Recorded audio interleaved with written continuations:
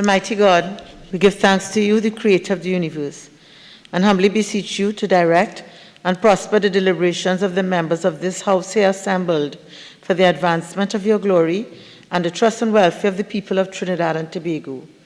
Grant that peace and happiness, truth and justice may be established among us for all generations. Amen, amen, namaste.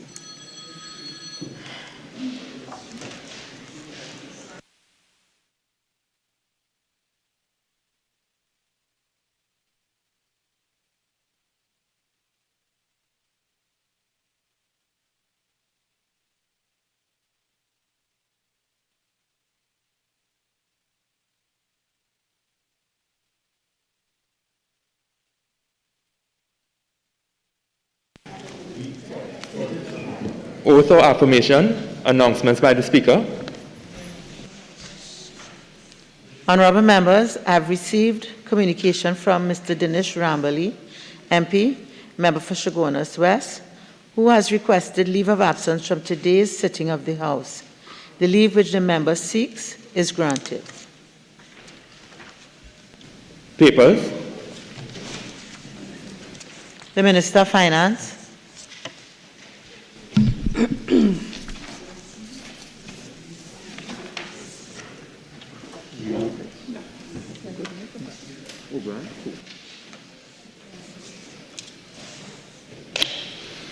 Madam Speaker, I have the honor to lay the following papers.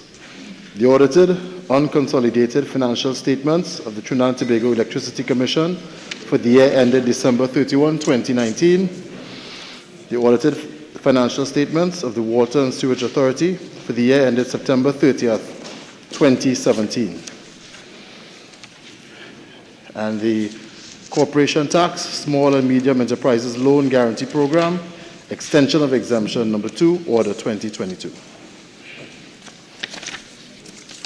Madam Speaker, I beg to move that papers 1 and 2 be referred to the Public Accounts Committee. Honorable members, the question is that papers 1 and 2 be referred to the Public Accounts Committee. All in favor say aye. Aye. Any against? The ayes have it. The Minister of Public Utilities.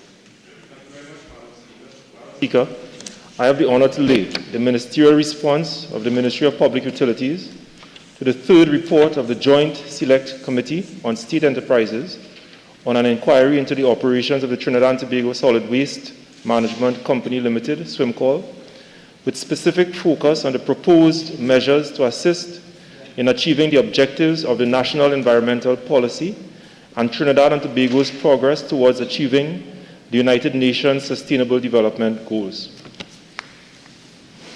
Leader of the House. Kindly, Madam Speaker. Madam Speaker, I have the honor to lay the following papers.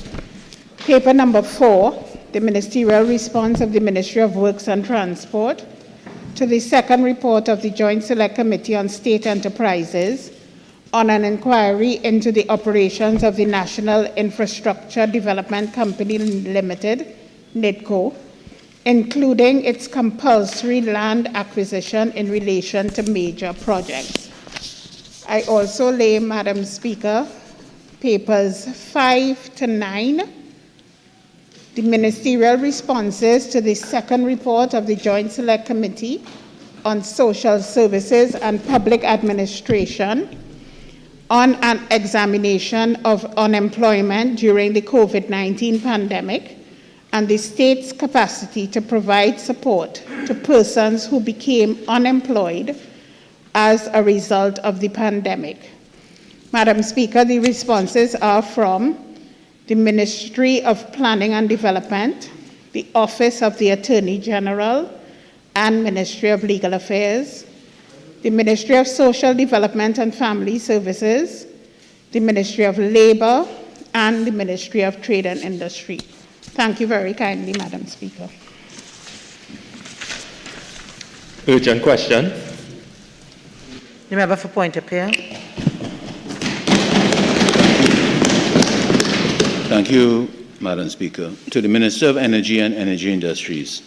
In light of the sudden resignation of Sir Dennis Morrison, QC, as Chairman of the Paria Commission of Inquiry, will the Minister specifically state how long would the commencement of the Commission of Inquiry be delayed, as well as the new starting timeline as a result of this occurrence? The Minister of Energy and Energy Industries. Thank you. Thank you very much, Madam Speaker. Madam Speaker, this is an appropriate time to address certain issues that I've seen in the public domain, including issues that were raised by a certain editorial today. So it is appropriate at the start for me to say that my involvement in this matter stems as being the Minister in the Office of the Prime Minister. As many should know, I have held a number of different portfolios over the past 2 terms.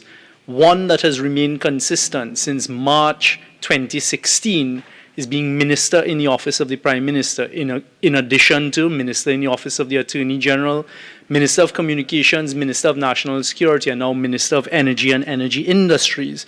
So it is in that light and wearing that hat that I address the issues, and especially the issues related to commissions of inquiry, because commissions of inquiry are gazetted under the Office of the Prime Minister.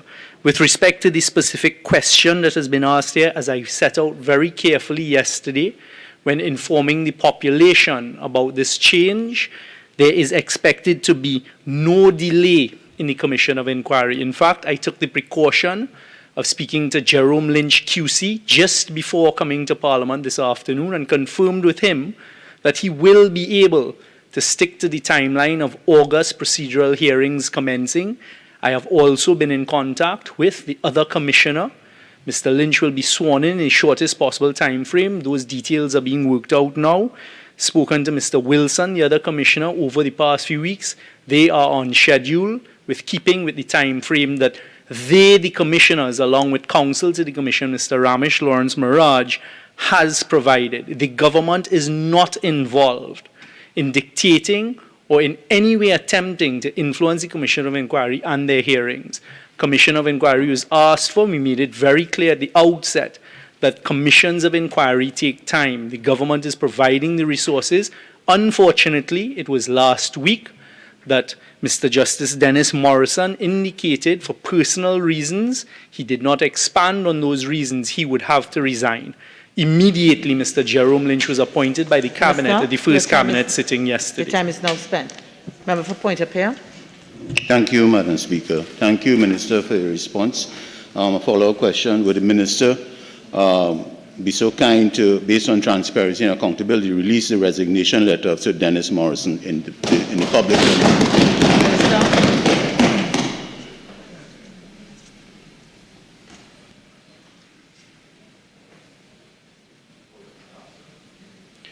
Dear Minister Young, dated the 14th of June. Dear Minister Young, it is with regret that for entirely personal reasons and after the most anxious consideration, I have decided to withdraw from the Paria Commission of Inquiry. I know how disappointed you will be personally by this decision, and I wish to apologize without reservation to you, the government, and the people of Trinidad and Tobago for all the inconvenience and dislocation which I know my withdrawal at this stage must inevitably cause. Having checked the Commissions of Inquiry Act, I note that it will be possible for a replacement commissioner to be appointed to join Mr. Wilson, whose palpable expertise in the area of inquiry I fully expect to be pivotal. My very best wishes for a speedy and satisfactory outcome of this critical exercise. Please accept and convey my thanks and best wishes to Her Excellency the President, as well as to the members of staff at your ministry for the many courtesies extended to me during my brief visit to Port of Spain some weeks ago. I also write to Mr. Ramesh Lawrence Maraj, SC, to express my thanks to him and other members of the legal team. With best regards, Dennis Morrison. Member for Orupuchis.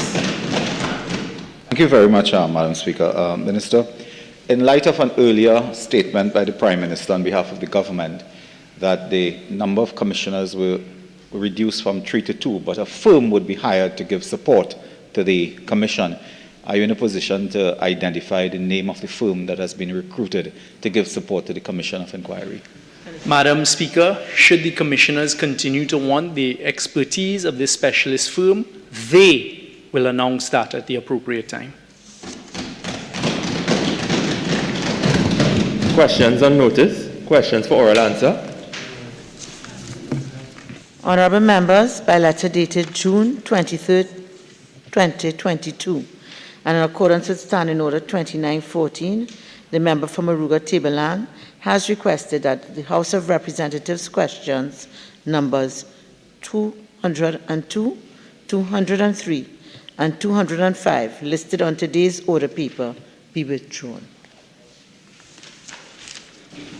Public business, private members' business, motions. Honorable members, the debate on the following motion, which was in progress when the House adjourned on Friday, March 25, 2022, for Tabakit to join the debate. Member, you have 21 minutes of speaking time remaining.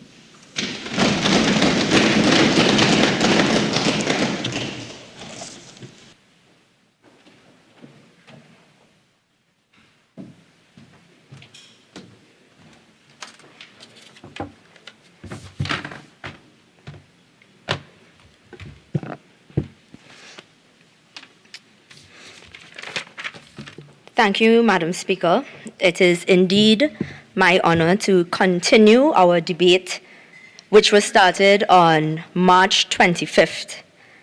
And Madam Speaker, during the last instance in March when this motion was brought before us, the members of the government who spoke sought to show the population why at that time they felt the motion held no merit. The motion, as is brought by my colleague, the member for Naparima, I think today, as more time has elapsed, almost over 2 months, we are at the end of June, it shows that he may in fact be clairvoyant, a seer man in local parlance, Madam Speaker. The opening of the member for Naparima's private member's motion said then that, well, it says now as well, whereas the government has been unable to effectively prevent a surge in criminal activity resulting in the rapid increases in murders, robberies, and home invasion. Madam Speaker, after our holiday weekend that recently passed, the headlines were showing the merit in this motion. I think they call it murderous weekend, bloody weekend, etc. Madam Speaker, the motion speaks to the inability of the government to implement and operationalize set targets with reduction strategies. This has been a clarion call of the opposition to use data to drive your policy making. This is not us trying to pinpoint the failures of the government, or as members of the government like to tell us that we are hoping that they don't succeed. I think it shows the very opposite. By directing you away from pecan and propaganda and pointing you in the direction of data-driven policy, we are in fact hoping that your success would lead to a safer nation. But by continuing to ignore good advice, we are seeing the repercussions. And so today, the member for Naparima's motion is more relevant now than it even was in March, Madam Speaker. At the time, as it was recognized, I had started my contribution and I had spent a significant amount of time responding to the Minister of National Security. And the Minister of National Security, in his contribution, I took pretty significant notes at that time. I wouldn't consider myself a note taker, but I guess we all have different definitions of what in fact a note taker is. But I did take significant notes at that time. And Madam Speaker, the member for Laventille West, our Minister of National Security, gave us a pretty emotive story of a young Miss Critchlow from his constituency who had achieved pretty significant academic award, a scholarship. And he used the opportunity, the minister used the opportunity to showcase what a scholarship meant in the life of that young woman and what that one scholarship meant for a community and what it meant for the all-of-government approach in crime reduction. And at that time and today, when all the time that has elapsed, I still couldn't understand if the minister is unaware of his government's own policy on scholarships. Because as far as we are aware, scholarships have been reduced by a significant number. We went from a high of 447 scholarships in 2014 to 100 scholarships now. And so, therefore, if the minister can recognize for his own constituent, and a story that I still think is very good, probably the best part of his contribution on that day, and could tell us as a parliament, as a public, that he recognizes what that investment into education, how it effectively changes the lives of just not one person, not just the recipient of the scholarship, but all the persons within that smaller community, what it means for community pride, what it means to understand that no matter where you are from in this country, you have equitable access to a way out of whatever circumstance you are facing. And what that means in the context of crime and criminal activity, then how does he then justify government policy with regards to scholarship at this time? And so, Madam Speaker, it just shows the duplicity. It shows that you will come here and tell a story to comfort a very weary public. But when you are sitting in cabinet, when you have the opportunity to make executive decisions that with the ramifications of which will either benefit or not benefit the citizens of this country, you are opting to do whatever you want, not using the data-driven policies that the member for Naparima constantly recommends that this government uses. And so, Madam Speaker, in the time since we last debated this, I had my contribution prepared looking at school violence, looking at our dropout rates, knowing that education is our singularly most important preventative tool in our fight against crime. And in the time since we last debated to now, we have seen as a nation the worst levels of school violence that I have ever witnessed as a citizen of this country. And I know the emergence of social media and the videotaping, it exposes a lot of us to what we may not have seen before. But it is still a very jarring and emotional situation to see young people, to see the future of our nation engaged in that kind of violent behavior. And it, Madam Speaker, and it speaks to what we are doing as a nation to prevent violence in schools from moving to wider violence in society. And so while the headlines and the sensationalism around the school violence continued, I, as Shadow for Education, and in the context of us debating recently in another private member's day, the question of children's homes and rehabilitation, looked on at a Ministry of Education, part of the all-of-government approach on crime, tell us that the young persons, it was a police investigation, what is going to happen is the police will take care of it. Effectively criminalizing young people. Now, Madam Speaker, while you can acknowledge and accept that the violent behavior is in fact wrong and ought to be treated with in a manner that shows how wrong school violence is, we must also recall that everybody involved there is a child. By our own legal definition, under 18, you are a child. And therefore, you ought to have access to rehabilitation. You ought to have access to a space that will allow you to come out of your circumstance better than you went in.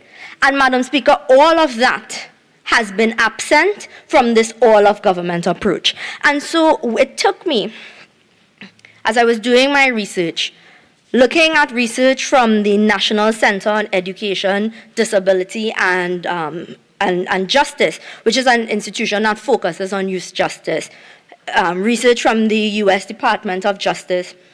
All of the research tells us that if you are not focused on literacy, if you are not focused on juveniles who enter and interface with the juvenile court system, if you are not focused in ensuring that your education system is robust and functional and that you are incentivizing learning, you are going to have a crime problem. And so therefore, Madam Speaker, when the member for Naparima in his motion says that the government has been focusing on punitive measures instead of preventative measures, he is correct. He is absolutely correct, and we have seen it very clearly, especially as it relates to school violence, because we have gone to punitive measures, expulsion, etc., instead of saying, what can we do with the young people in our nation? How can we assist so that you are better for your mistakes? When we talk about an academic-oriented education system, I recall when the former Minister of Education between 2010 and 2015, Dr. Gopi Singh, in his iteration, looked to expand the curriculum, including things like drama and dance and PE and creating a space for those who may not be academically oriented, but that you have a space within the school system, that you have an avenue for success. These things, introduction of the school-based assessment, so that if you are not an exam taker, if you do not perform well under the pressures and rigors of an examination, your overall performance as a student can contribute to your grades, seeking that, so that you have more successes and fewer dropouts. These are things that when you change the system, you do not consider the human impact that it has. And so you are going through a system now where students, if they are unable to cope, and I think we have done our students a great disservice in terms of not recognizing the impact of the COVID-19 pandemic on their mental health, without recognizing the significance of the lockdowns on young people's children of school age, we talk about it, we have spoken about what it means for the adult population, but I could not imagine what it would have been like to be 15, 14, and locked down away, no socialization, and then coming back into it. And so when I spoke during the budget, and I've spoken in the education motion about the need to address mental health in schools and focusing on our young people, when that advice is ignored and you are seeing the violence, you are creating a violent society. And so, Madam Speaker, that is why I say the member for Naparima, in his wisdom, created a motion that is showing us in the short possible time frame that you can go from when you make excuses, there are very direct consequences, and we are seeing it played out in our headlines today. Juvenile incarceration, Madam Speaker, reduces the probability of secondary school completion. It increases the probability of incarceration later on in life. And so that is why I say when we look on at what is happening in our desire to placate our population, who again rightfully is saying the school violence, something must be done, and you want a short-term solution, criminalizing children creates a problem, and we have to recognize that as we think about the future. Students who drop out of high school, and this is again the data sourced from the US Department of Justice, because unfortunately, our society has not been data-oriented. And so when we urge the government, as the executive, to make a focus on data collection so that you can make data-driven policies, it is because we can then utilize that to understand the space that we're in. But using the statistics and extrapolating it to our own circumstance, students who drop out of high school are 5 times more likely than high school graduates to be arrested in their lifetime. Now take that information and consider that we have been told that there have been, over 47,000 students who were not able to access online learning between 2020 during the pandemic. So from 2020 till 2022. When we consider that in the Joint Select Committee on Public Administration and Social Services, when they looked at what was happening during the pandemic, we are unable to assess how many students may have logged on once or twice and then never logged on, and therefore their completion rates are questionable. We are unable to know the absolute magnitude that we faced in the post-pandemic reality in Trinidad and Tobago. And therefore, knowing that students who have dropped out of school are 5 times more likely than high school graduates to be arrested in their lifetime, we can't say what tsunami may be about to hit us in about 5 years. And that, Madam Speaker, goes directly to the heart of the motion. Setting smart targets, focusing on prevention. Do you have specific, measurable, attainable, relevant, and time-bound goals? And that is what is absent from the government's rhetoric on crime. When I looked at my contribution earlier and the contributions of others, the focus then, as the focus may be today, has been on legislation. That's the end of the spectrum. There is very little to be done with respect to prevention. There is very little to be said with respect to what is driving your policy making. Who is telling you that this constant focus at the end, and so that we are looking at, and we absolutely agree, resource the police service properly, right? But we are also saying, if you are touting an all-of-government approach, tell us what is driving your policy making. And so, Madam Speaker, I think about the fact that not just are students who drop out of high school more likely to be incarcerated, but then when you look at the disparity between those who are college educated, university educated, versus those who just have a high school education, it shows another jump. And that brings me again to government intervention when it comes to tertiary education.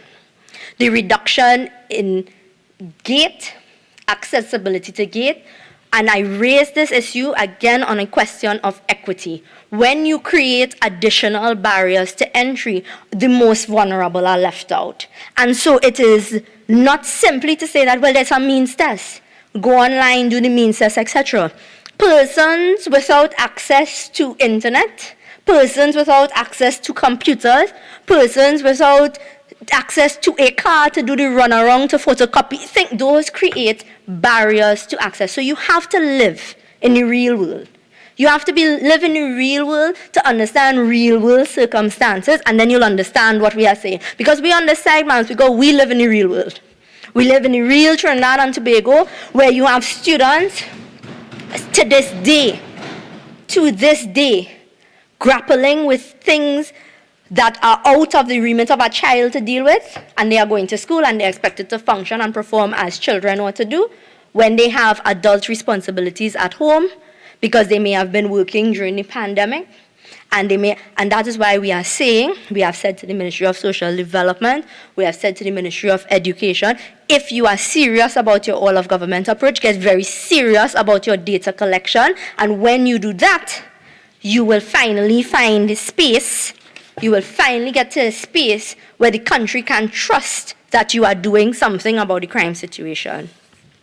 And so, Madam Speaker, as we continue with this very important debate today, and as my colleagues would speak and members on the other side will speak, I hope that we take this with the seriousness that it deserves.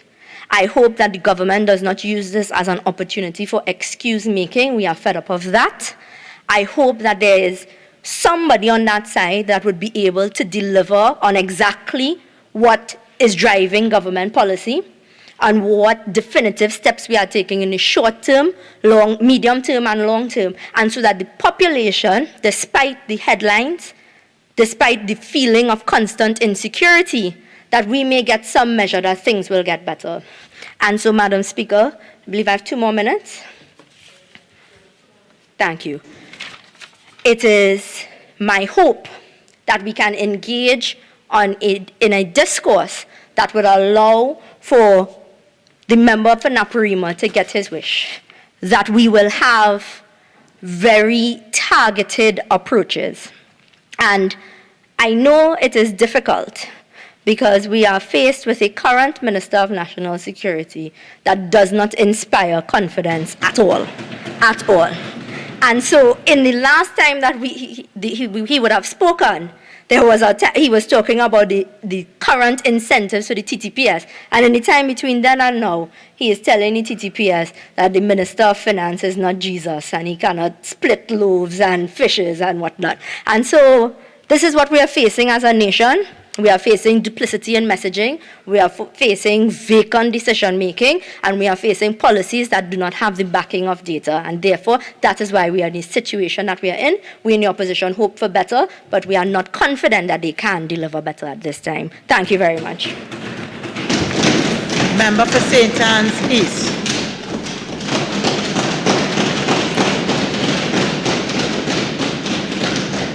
Thank you, Madam Speaker. It is indeed an honor to join this debate.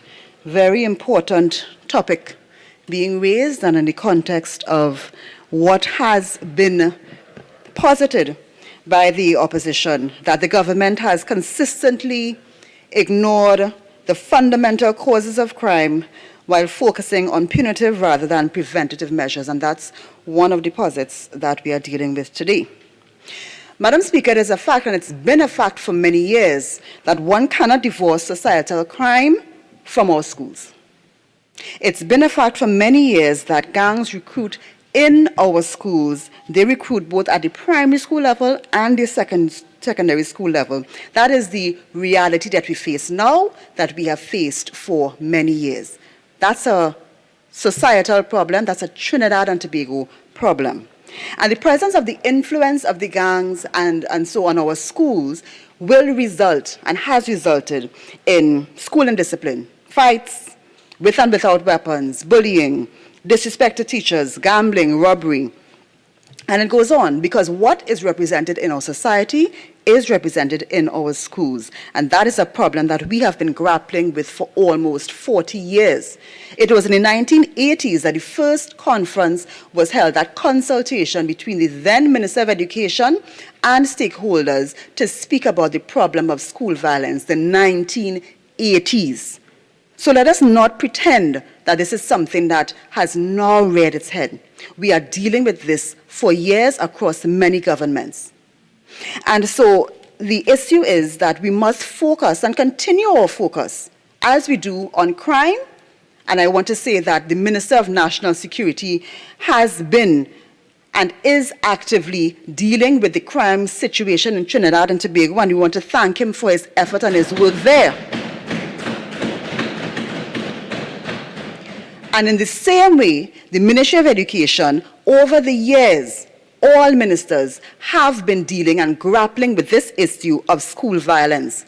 Madam Speaker, it is with no pleasure that we recall in 2011 and 2013 two incidents of murder in our schools.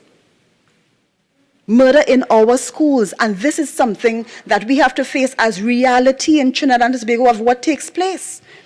And even though that would have happened in 2011 and 2013, we don't want to revert to that type of situation. And we don't want to pretend that all of our efforts now will bear no fruit, because we know that regardless of the efforts that are made, and that I suspect were made in that point in time, and I suspect that the Minister of Education at that time, the Honourable Member for Siparia, who was the Prime Minister at that time, is on record asking time and time again for what are the plans of the Minister to deal with school violence at the time, because it is a problem that has faced us all. It is a problem that will face our society. So thankfully, we are not back there where we are facing that specter. And we saw one of the young men involved just recently. He was released from prison after 9 years. We don't want that for our children.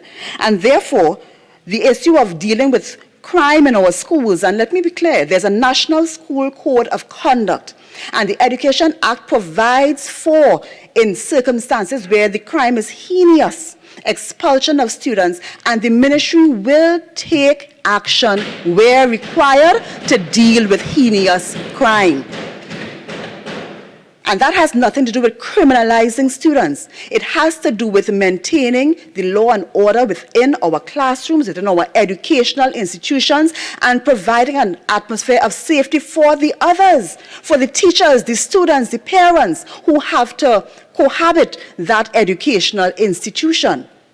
And while we have this National Code of Conduct that is in force, that was revised in 2018 to deal with current issues, that is the process that is taking place now to be able to deal with our present circumstances. And that is why we would have reached out to the Ministry of National Security, Ministry of Youth Development and National Services, Ministry of Social Development and Family Services, the Office of the Prime Minister, the Children's Authority, and with all of those heads, the Ministry of Sport and Community Development, their peer mediation program, with all of those heads around the table, the community police, speaking about how we can revise our school discipline matrix to take into consideration our current circumstances. And that is what is required. So when the question is asked, who is making policy? These are the persons, these are the arms of the states, the institutions coming together to make policy. And just today, Madam Speaker, we met with our education stakeholders, because when we came together,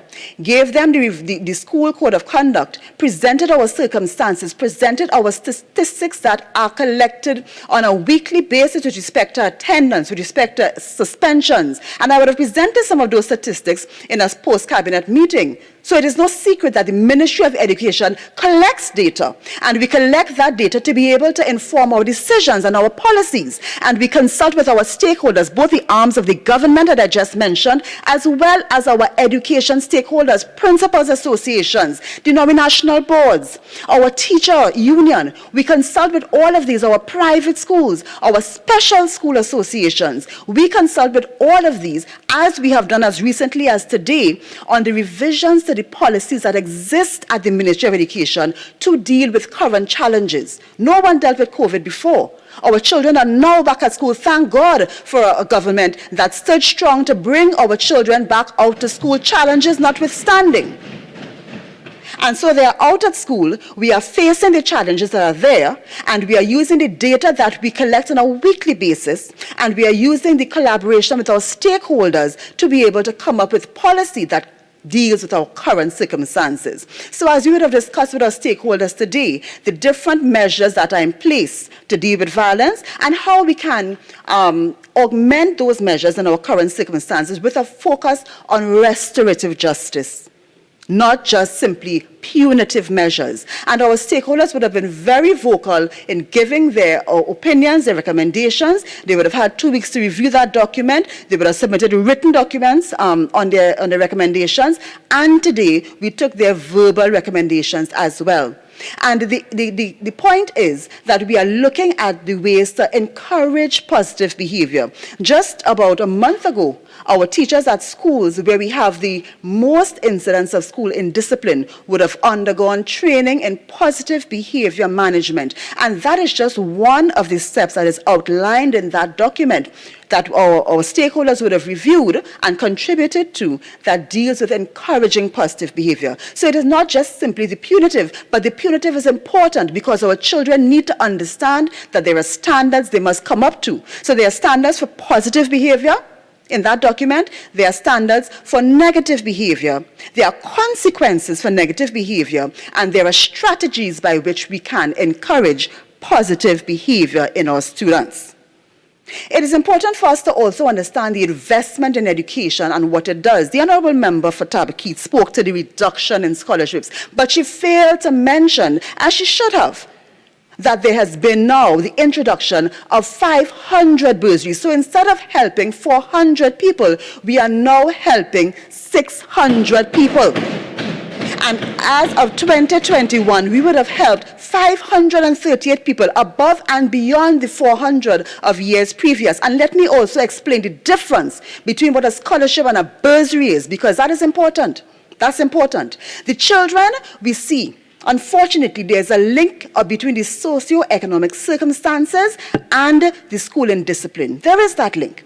And so when we give scholarships, scholarships are on the basis of academic performance. And I can tell you, Madam Speaker, there is a very lively lessons culture in this country to the extent to the extent that in the other place, I was asked a question about, putting legislation in place to reduce that. And when students can afford to take part in many different of lessons, they tend to perform at the highest levels. But those are the students who can afford to. The bursaries, and the difference in the bursaries is that you have to also supply and undergo means testing. It means that the funds that are available are now targeted to those who need it most, those children who are high achievers as well, but they need the help from the government. And so we have increased that bursary provision to 500.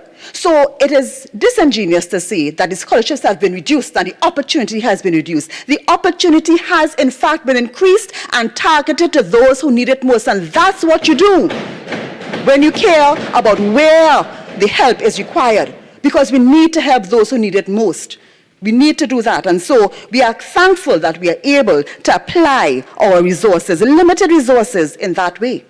I want to speak about the mental health aspect, because we must speak about that. The member mentioned that. How are we preparing our students for the challenges of post-COVID return to school? Not even post, because we're still in the pandemic and we're still dealing with that.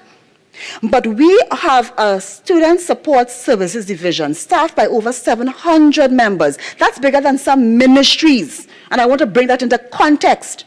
And every school has a school social worker and a guidance counselor assigned, with very few exceptions. And these persons are the ones that will deal specifically with mental health issues. Do we need more? Yes, we do have some vacancies that we are filling. But I want to submit that the interministerial collaboration can assist in getting resources into our schools without the need of hiring more and more and more persons. Because as the family takes a hit, the results are seen in the schools. And we simply cannot keep increasing that human resource base. We also have to look at the root cause. And that's why we are interacting with the Ministry of Youth Development and National Service. That's why we're interacting with Social Development and Family Service, because we need their resources to formally be a part of what our schools are getting. And that is why that matrix that has now been commented on by our stakeholders, both our ministerial stakeholders and our education stakeholders, that is why it's going to Cabinet to make these decisions formal. That is why the discussion with the Ministry of Youth Development and National Service with respect to signing an MOU, so that students who need it the most, who are exhibiting the characteristics that say they need a more structured environment for their education, they can be accommodated in a formal arrangement by transitioning to programs such as MyLat, which has an excellent track record and which can help our students in our system. That is why we are formalizing these arrangements by getting Cabinet decisions, so that regardless of the personalities, after I have left, after the members of the staff of the Ministry of Education, after the members of staff of Youth Development have changed, the principle and the system will still remain, so that our students can be adequately catered for. That's why we're doing this. That's why we're collecting the data. And as we speak to our education stakeholders, they're asking us for we need more data entry staff at our schools, because the data you are asking us for, it is taxing. And so we are ensuring to fill the vacancies to the BOA ones. We are ensuring that we ask the Ministry of Labour to provide more OJTs at our schools to assist with data entry, because that is what we are relying on to be able to look at the trends, understand what's happening. And when we speak to our stakeholders, we speak to them with the benefit of the information that can allow us to make decisions together. So there's no paucity of data. That is being collected, that is being used. Our stakeholders are being engaged. And as we speak to the student support services and what they do in the schools and the hard work that they give, the home visits that they make, the endless calls to parents trying to get them in the schools to deal with the situation. As we speak to that, as we look at the fact that there are students who are engaged in this student support division and still because they don't have that support at home and in the community, they are regressing and they are, giving the kind of trouble that we don't need them to give. That does not undercut the work of the department. That does not say that they have not ensure that when the students came back to school, they instituted a program that helped them to transition, that they had a program even with the parents to help them transition back to the classroom. It's not been easy. It's not been easy for the staff of the ministry in having to change all the policies and procedures to deal with students who are not physically there and teachers who are not physically there. It has not been easy for the students. It has not been easy for the parents. In visiting schools, Madam Speaker, I've visited over 100 schools so far, and we are doing this as a part of our work program at the ministry to ensure that we understand what's going on the ground. We live in the real world. Yes, we do, because we are visiting those schools. We are speaking to students. We are speaking to principals to understand their challenges. We have met with the principals of the schools that need the most support, and we have listened to what they have said to us. And we are formulating now with them a program that deals specifically with how those schools operate, because they must operate differently. They have students with different needs. They have students who are coming from homes that really require more support in the school environment.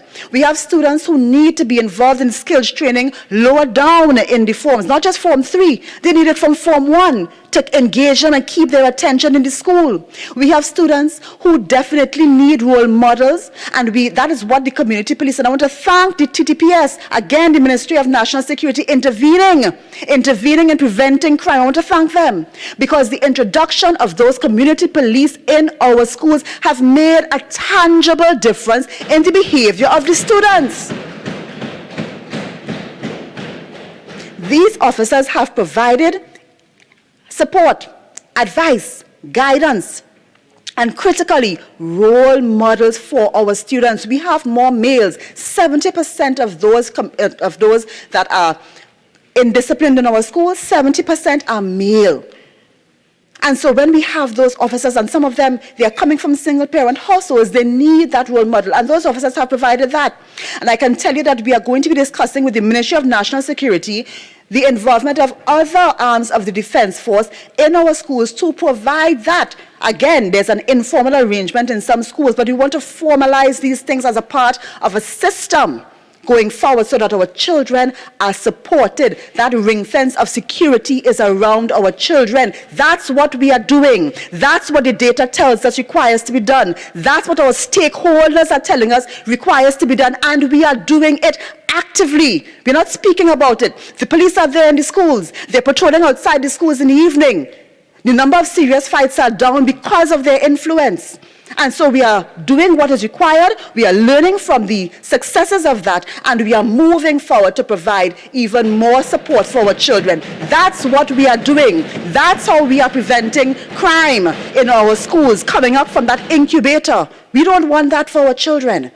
And so with the collaboration with the Ministry of National Security, the Ministry of Education, the Ministry of Youth Development and National Service, the Ministry of Social Development and Family Service, our education stakeholders, the Peer Mediation Department of the Ministry of Sport and Community Development, all of us working together to bring a formal system to the Cabinet, which will be there in the next 2 weeks. But even as that is being done, measures have already been taken in our schools, directly where it is needed, and the principals thank us for our support, thank the community police for their support, because it has been helping with our students.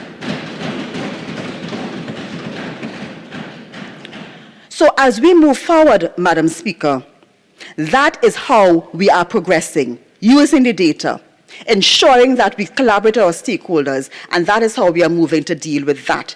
We have invested in education traditionally in this country. No one can say of the People's National Movement that they have not been a party that took education seriously. This is the party that has done it, and we continue to do it. And we continue to use the data that is collected, transform our systems. Madam Speaker, let me tell you that all of this is tied in again with our digital transformation agenda, because to be able to get the data, we have to transform our systems, our policies, to be able to use that data in policy making. So all of it is tied in very closely together. It's a synergistic relationship between school indiscipline and ensuring that we have digital records for our children. So when we can track what's happening at a school and we can see the attendance of the students, we can see their marks and their end-of-term grades at the click of a button, we can generate reports. It can show us the trends and it can show us where we have the patterns of indiscipline, and it can better inform how we deal with it, how we allocate resources. And as we look at those schools that need the most resources, and we look at the assignment of learning support assistants to make sure there's enough supervision at the school level, even when there's teacher absenteeism, has happened from time to time. As we look at the introduction of the Defense Force personnel into our schools, the signing of the MOU with MILAT, as we look now at introducing other things, training of teachers to ensure that they are well equipped to deal with the students and the student needs. As we look at the support for the parents, introducing training for them as well. That's one of the things that came out today in our meeting with stakeholders. Not only do the teachers need training, the principals need training on a constant basis, not just ad hoc, a constant program. We also need to look at training the parents. And we need to look at the ways we get the parents who need the training to come. Because what we can tell you is that most times the parents who really need it are the ones you cannot find. You call them on the phone over and over, their number has changed. You call them to come in to sign suspension papers, even they're not there. You call them for parental discussions, you don't get them. So these are the things. That's why we need the help of social development and family services and the community police. Because where the school social workers end, their remit ends, the police can help us, and they have helped us. Go to homes, find parents, get them back into school, get the children into school, get the parents involved in programs. That's what's being done. That's the work that is required. And it's a work that is ongoing. It is something that for the past 40 years, I emphasize again, we have been grappling with, and we continue to do the work that is required in this time to make sure that the school indiscipline is reduced. So as we look at these programs to be implemented in the schools, as we discuss with principals, how we get the students in forms 1, 2, and 3 who have underperformed at the STA, and you get that. How do we deal with them in the secondary system? Because as you look again at the statistics and the data that is collected at the ministry, you realize that those who underperform at the STA are some of the main offenders in terms of school indiscipline. And they are the ones that the gang members will recruit. So therefore, how do we keep them in school? How do we deal with them? And that's why we are focusing on the introduction of the craft at the lower levels. Form 1, Form 2, we need to get them involved there. We need to ensure that they do even the primary school leaving certificate, as we prepare a different curriculum at that level so that they have some certification available to them. And these are the things so that when our students have a level of achievement, they will feel better about themselves and they will be able to perform in a different way, to have a better self-esteem. We spoke to one of the principals recently in our school visits just this week. We spoke to one of the principals who has a number of students who have underperformed at the SCA. And she spoke to the way even the teachers relate with the students and how they interact in an informal way to be able to bring these students into a feeling that someone cares about them. And that's the kind of training when we speak about conflict de-escalation, positive behavior, encouragement. That's the kind of training that our teachers will require on an ongoing basis. And that's what we are discussing with our principals now, to implement and make sure that it's a structured program, not ad hoc, structured program so that our schools are supported, our principals, our teachers are trained, our parents are involved. That's what we have to do. And it's a work that requires data, which we collect, a work that requires collaboration, which we do. And that's how we form policy. That's how we do it, to be able to help our schools and to reduce the violence. So I want to thank the Ministry of National Security. I want to reject this motion out of hand. And I want to reject the notion that the Ministry of Education is not collecting the data that's required. Yes, we are. And yes, we are using it. And yes, we are using our stakeholders and their recommendations, practitioners on the ground. And yes, we are visiting the schools to see for ourselves what's happening. And yes, we are making that policy to assist our students in developing into the type of citizen we need. We educate not just for getting certificates. We educate to create the citizen of Trinidad and Tobago that will keep this country going on an upward trajectory, not just for academic success. And if we all work together with that in mind, it's a citizen we are creating, it's a country we are crafting, and education must be the incubator to create those citizens. So that is why the interministerial collaboration is important. That is why the assistance of corporate Trinidad and Tobago, just today again, we had at the ministry Bocas Lit Fest and Scotiabank, corporate citizen, coming together to work on a program to advance literacy. And that's why we support the involvement of the corporate sector. That's why we are so happy for the involvement of the persons in the adopter school, because our corporate sector is also important. It takes a village to raise a child, and every one of us is part of that village, even the opposition. All of us are part of that village. And so the Ministry of Education will continue to encourage collaboration, continue to encourage stakeholder and corporate involvement, continue to work with all of our ministerial colleagues, all arms of the government, our education stakeholders, to bring to fruition the things that are required, to bring those initiatives that we are working on and that we are continuing in our schools at this time that have borne fruit. We thank the police for their involvement. We thank the Minister of National Security for answering the call and being involved in our schools. And again, Madam Speaker, we reject this motion out of hand, knowing that we are doing the work we were called to do in Trinidad and Tobago. Thank you, Madam Speaker. Member for St. Augustine.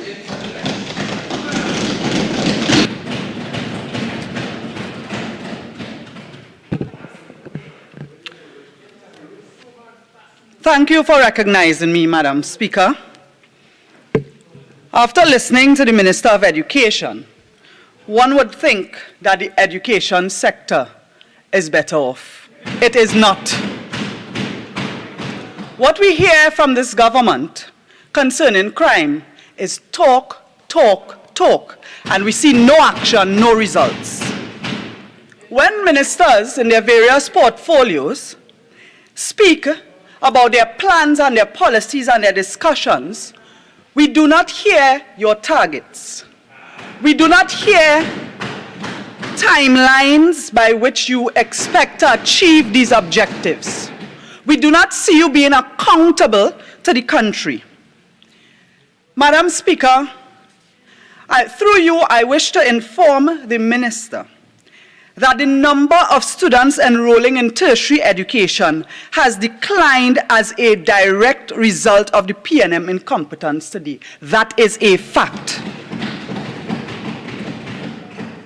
The Minister, in responding to the member for Tabaquite concerning this government's callous reduction of scholarships, spoke about an increased number of bursaries.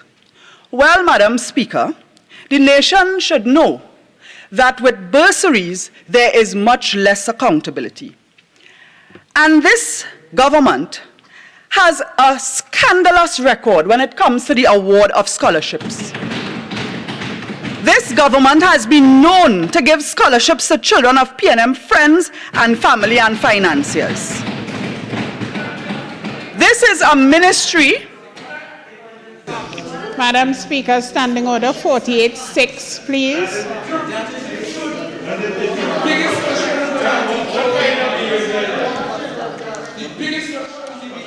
Members.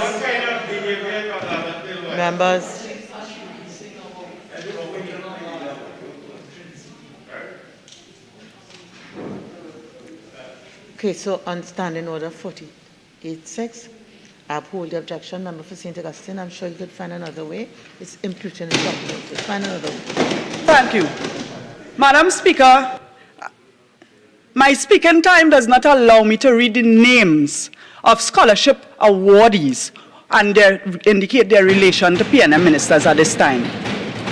But I will move on. And this objection is coming from a government who couldn't even get the first place in SEA right. An absolute failure. I want to say to the government who objects to us saying that PNM friends and family get scholarships, that this country cannot trust you. I ruled on that. Okay. Madam Speaker, this government cannot trust, this country cannot trust this government to distribute bursaries to who they think need it most. Because That under Order phrase- 55(1)B, the issue of bursaries was traversed by the member for Tabakit. Member for St. Augustine, please continue. Madam Speaker, the phrase "to those who need it most" seems to be an introduction to give the government a new way, a new form of P&M patrimony instead of a fair and merit-based award system. But Madam Speaker, this is a debate on the failure of the government to prevent the increase in crime. We will bring another motion to deal with their failure in education because they have also failed in education.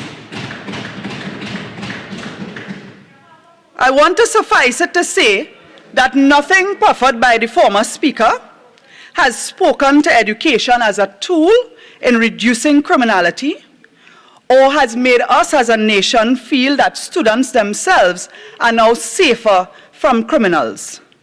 Police in schools is not an achievement, it is a sign of your failure. The minister who spoke before me has indicated that they are discussing with principals, different ways of reaching out to troubled students and so on. I remember, Madam Speaker, sitting on a joint select committee, examining the Minister of Education before I became a member of the House of Representatives as a senator. And one major recommendation to fill the gap, to fill the void with guidance counselors in schools has not been adhered to by this government. So when they continue to understaff and under-resource guidance counselors for schools, and then they talk about mediation and restorative justice, it is clearly just talk. Madam Speaker, our women and our youth are already facing a serious social crisis under this government.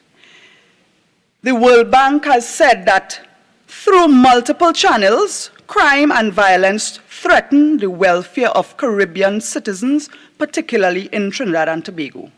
Crime in Trinidad and Tobago, they stated, is multifaceted, and like in most countries, it imposes economic and social costs. This Rowley government has seems to have made it into their mission to just make citizens' lives harder.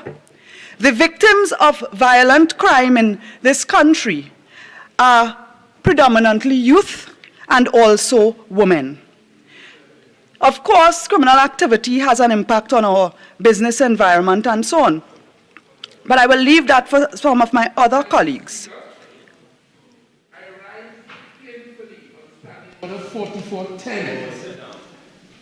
Okay, so thank you very much, Member for Laventille West. Please continue, Member. Thank you. Madam Speaker, the objection from the former Minister of Youth is so ironic in this case because he was also part of the failure of this government to implement youth and education programs. This government has failed to put opportunities to deal with at-risk youths through sports, education, skills training, jobs that play a role in reducing crime and gang recruitment. And when you take it both from in terms of the victims as well as the perpetrators.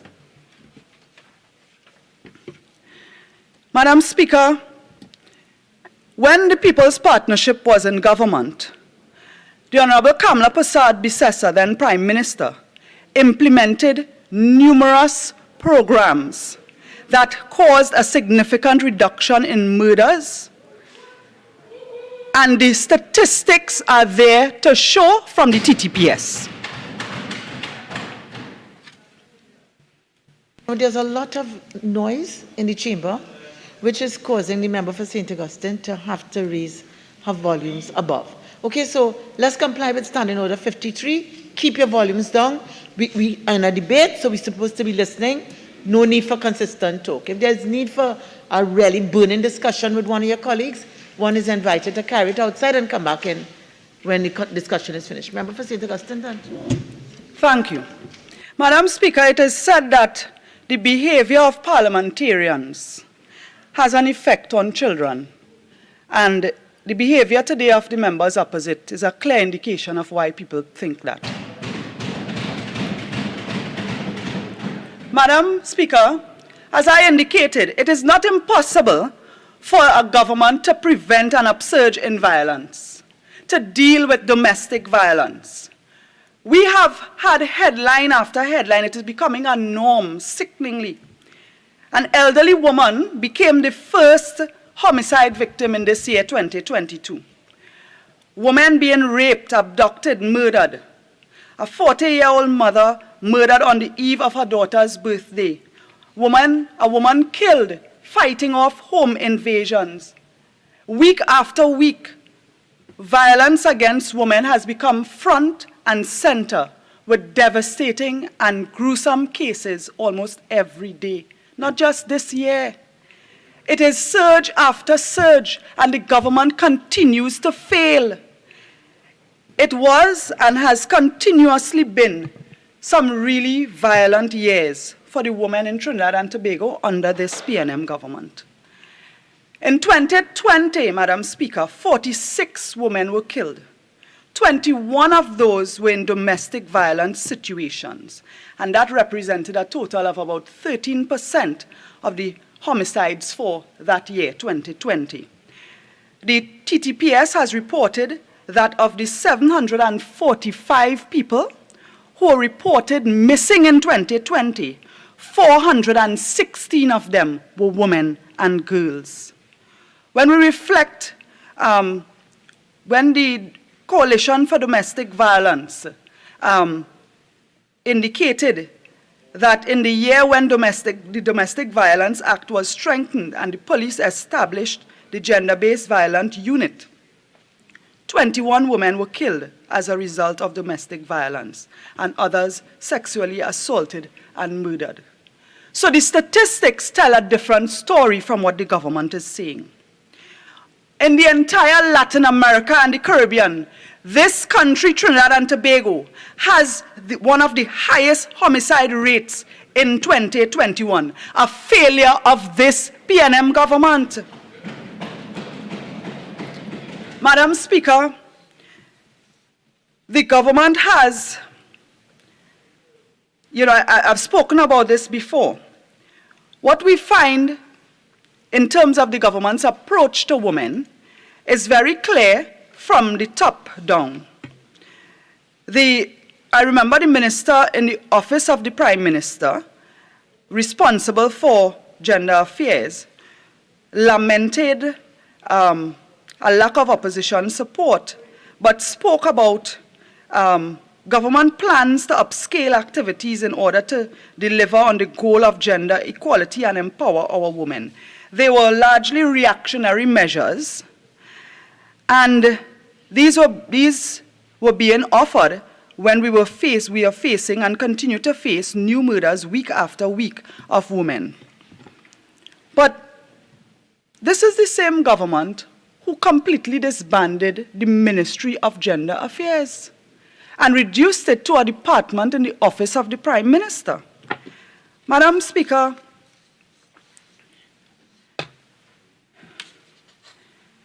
the government has completely abdicated their responsibility when it comes to protecting our women from the criminal element in this country. The government has clearly failed in the prevention of domestic violence, of improving the battered women's homes, of counseling services. Not only has this government failed in the war against crime, but they continue every day to bring more talk, and no action. Advice has been given over and over again, suggestions with regards to this epidemic of violence against women and girls. And the suggestion seems to be from the government that it has to be solved by women themselves. Just change your clothes, don't walk alone, don't go out in the dark, wave down the bus driver if a man walking too quickly behind you. And the victim blaming starts from the Prime Minister come right down. A poor example. And if we have seen continuous vigils and protests in this country. And what it tells us is that the women in this country don't want to hear these naive suggestions anymore. There must be a fundamental change in this government's approach to women and violence to ensure the safety when it comes to our women in this country. As a former local government practitioner myself, I want to take this opportunity to share with this Parliament some measures in local government that may not be obvious but should be engaged by this government. Now, before I go into that, I also want to reiterate the opposition's role in keeping the government accountable.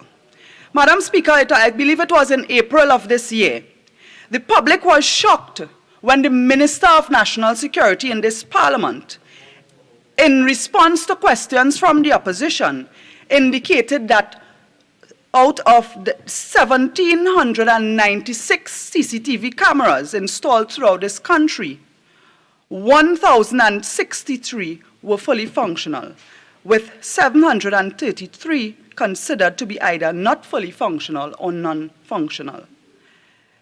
This information would not have been available to the public had it not been for an opposition who is keeping the government to account. And they are continuing to be kicking and laughing while women are being raped and murdered and their bodies are being dumped. When we asked questions concerning the safety, concerning street lighting, concerning the conditions of roads, again, the Minister of National Security didn't seem to think that those were important. And that dovetails back into the role of local government. Madam Speaker, the present Minister of Local Government was previously served as the Attorney General, and I know in terms of the public conversation and so on, people might, give him fatigue that it is a demotion. I want to take this opportunity to advise the Honourable Minister that the role of local government is as serious to the citizens as the role of Attorney General. I want to advise the Minister to take a careful look at the role local government can play in the prevention of crime, in engendering public safety in communities. It may not always be obvious. It may not always be the headline items. But one has to be in tune with the reality of the citizens of Trinidad and Tobago. You have to get real with citizens. You have to put yourselves in the shoes of the pedestrian, the woman who works in a minimal paying job and has to walk or travel home in a maxi taxi, that has to no choice but to rely on PH taxi drivers. Local government has a role to reduce the number of vacant lots. Madam Speaker, the bushes that grow on the side of the road hide so many criminals who are waiting to pounce, to commit robbery and rape. And what happened when this government came in local government, is that they almost immediately fired 100 litter wardens from regional corporations. And they don't have the vision to know that that has an impact on crime in the community. When municipal police gets promises after promises to increase their numbers, to increase the number of officers and to improve their accommodation, to give them better equipment, and when this government has failed to meet those promises, it does have an impact on crime. So the role of local government goes beyond the policing and engendering safety in communities. Of course, local government has a role to play in road maintenance, and you'll ask, what does road maintenance have to do with crime? Well, I can tell you that the road network facilitates or should facilitate a safe, state-run public transportation system that this government has failed to put in place. It is a factor, Madam Speaker, that would allow women to keep safe from criminal predators. Because we have such widespread neglect of the maintenance of the infrastructure, we have collapse of roads and bridges and massive landslips. Do you know, Madam Speaker, that the Public Transport Service Commission of Trinidad and Tobago, PTSC, has discontinued several routes, especially in rural parts of Trinidad and Tobago. And it is directly because of a failure of the government to maintain the road network. We have had numerous recommendations from NGOs, women's groups, and women's rights activists to this government to ensure that safe public transportation is a reality, and they have all been ignored by this government. Internationally, when any discussions take place about women and safety, safe public transportation, good road networks, environmental measures such as cutting the grass, yes, they are all accepted measures to make women safer and prevent the surge in crime. This government has not been receptive. They continue to be reactive. You know, they use the phrase an all-of-government approach. That is not a catchphrase, you know. It is time for this government to move away from the propaganda and get to work. And today I call for real action. It is not an impossible thing. And so many times I hear members on the other side sound almost resigned. It is not a sign of the times that we have increased crime. Because just recently, under the former government led by Kamala Persad-Bissessar, the statistics from our Trinidad and Tobago police indicated that crime had increased under the PNM government, was decreased under the UNC government, and it increased when the PNM came back, and it was decreased again under a UNC-led government. And today, it has skyrocketed again. So I support this motion because I firmly believe, along with hundreds of thousands of citizens of Trinidad and Tobago, that this government has failed to prevent a surge in crime in Trinidad and Tobago. I want to also advise that the words and the tone from the members opposite in this parliament and in the public domain sends a strong message on how the government views dealing with crime. I want to begin by asking the Honorable Prime Minister, Dr. Keith Rowley, to, even though he's not here, I don't know if he's back in the country, but I'm sure he is still the substantive Prime Minister. But as a leader, it is important for a Prime Minister to stop brushing off the issues when it comes to women and using terms such as geometry and referring to women as golf courses to be groomed. When a Prime Minister uses phrases like this, it dehumanizes women and makes criminals feel that it's okay to target them and rape and murder them. This is going beyond the pale now. It's almost nonsensical. Standing Order 48-6, please. Thank you, Madam Speaker. Madam Speaker, such utterances from a man, anywhere in the world who wants to lead a nation indicates a lack of qualification or temperament to lead any country with those type of utterances and descriptions of women. Madam Speaker,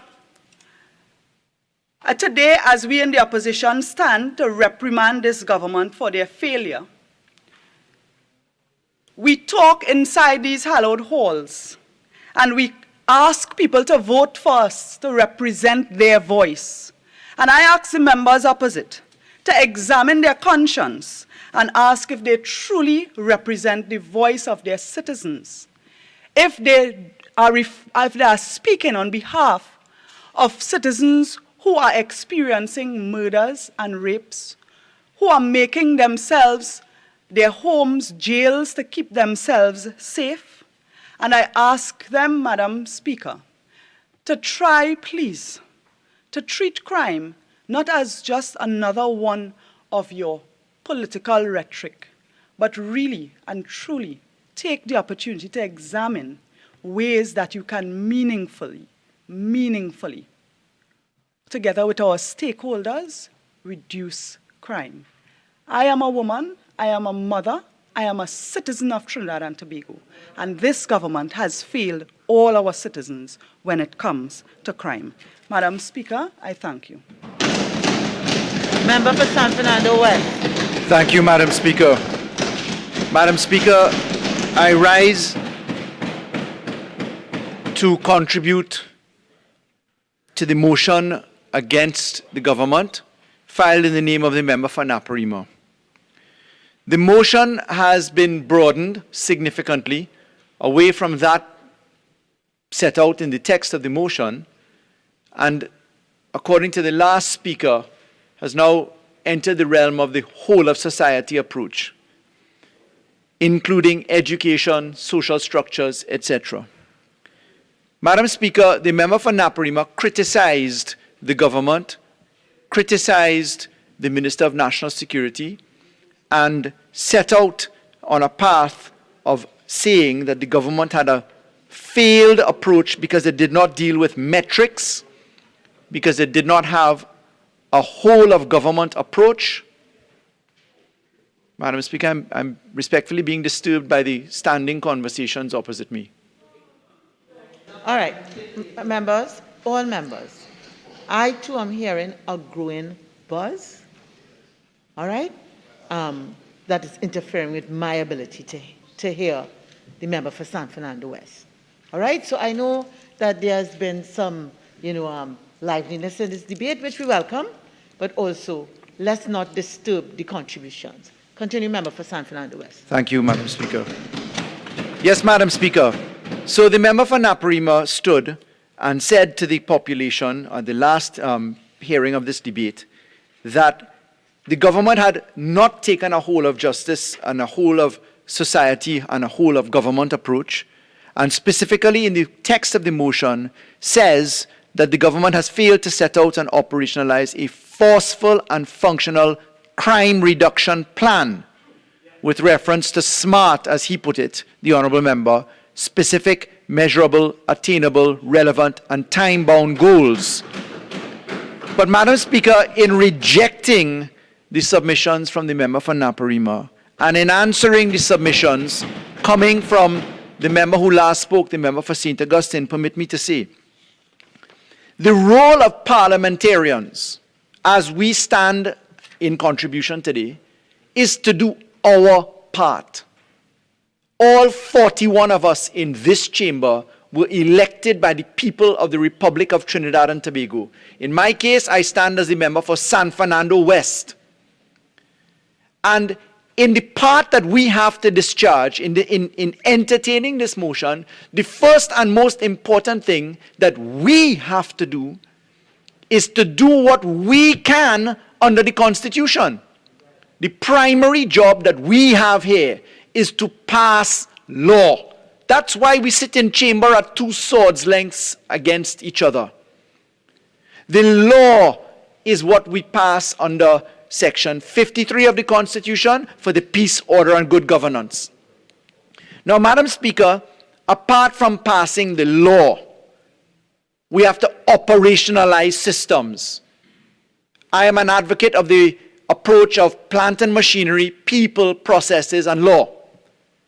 And what I can say, Madam Speaker, in rejecting Naparima's motion, is that this country has had a government for the past 7 years that has approached its primary role of legislative making and operationalization via statistical information. Madam Speaker, it was the member for Pointe-a-Pierre who stood one day and said of me, in reflecting upon the role that I discharged previously, that there was a strategic attorney general. when we were discussing laws to treat with following the money.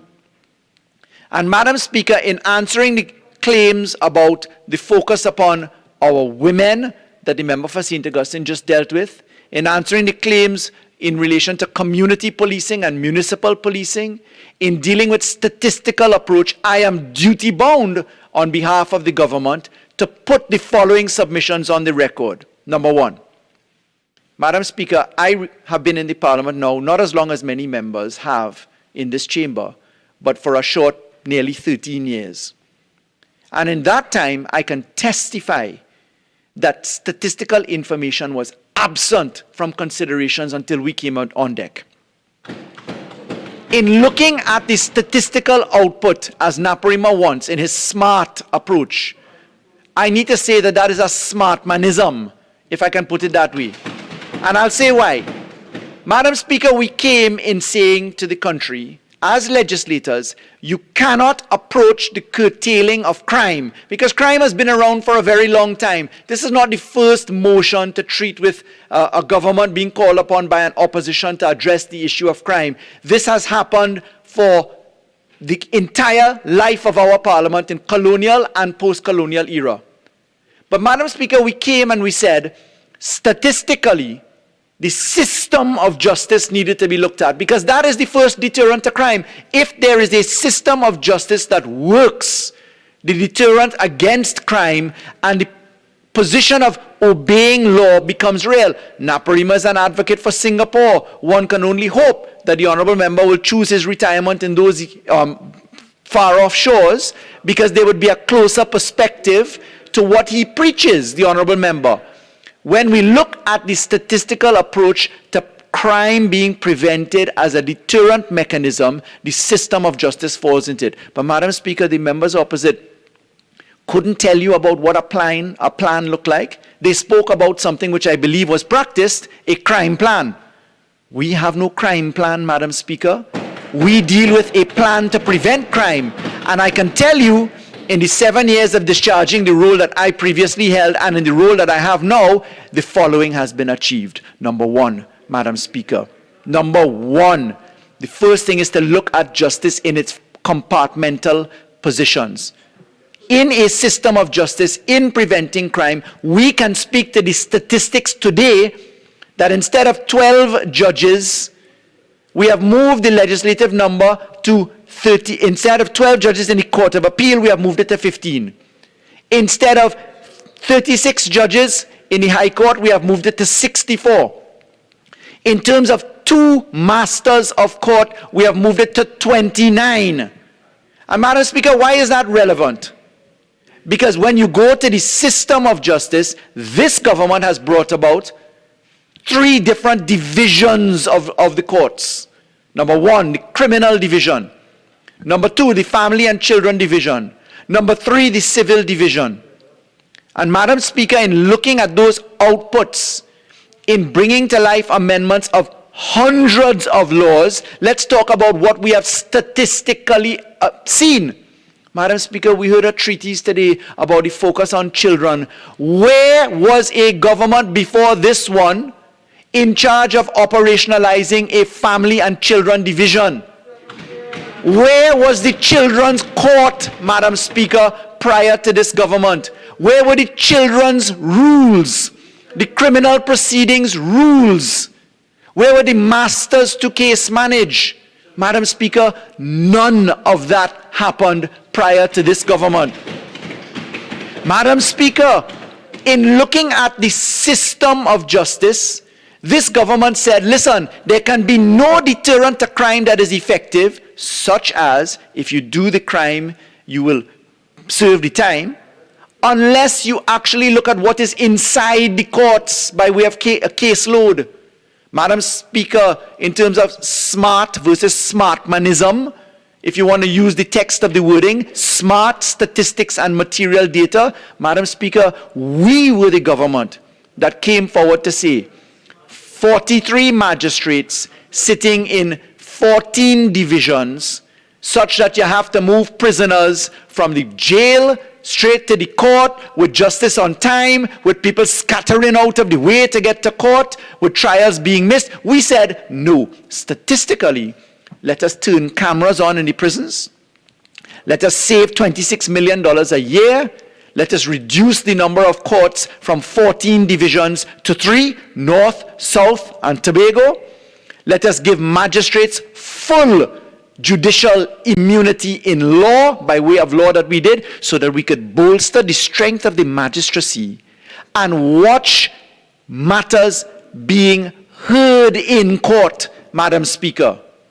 And Madam Speaker, whilst we did that, we dealt with quickening of processes. So, Madam Speaker, whilst the member for Naparima may joke and laugh and giggle about statistical information coming out, Madam Speaker, to the people of Trinidad and Tobago, if we deal with the member for St. Augustine talking about a government focusing upon the rights and protection of our women, Madam Speaker, what could be more important than saying to 43 magistrates, stop wasting time on 104,000 motor vehicle and road traffic matters? What could be more important than saying remove those 104,000 matters, so that from 146,000 cases per annum in the magistrates court, you remove 104,000 cases? And what could be more important than saying you will now have more judicial time to deal with serious matters? But we didn't stop there. We said, let's remove 8,500 marijuana cases. Let us reorganize 26,000 preliminary inquiry cases. And what does that mean in terms of smart, in terms of data?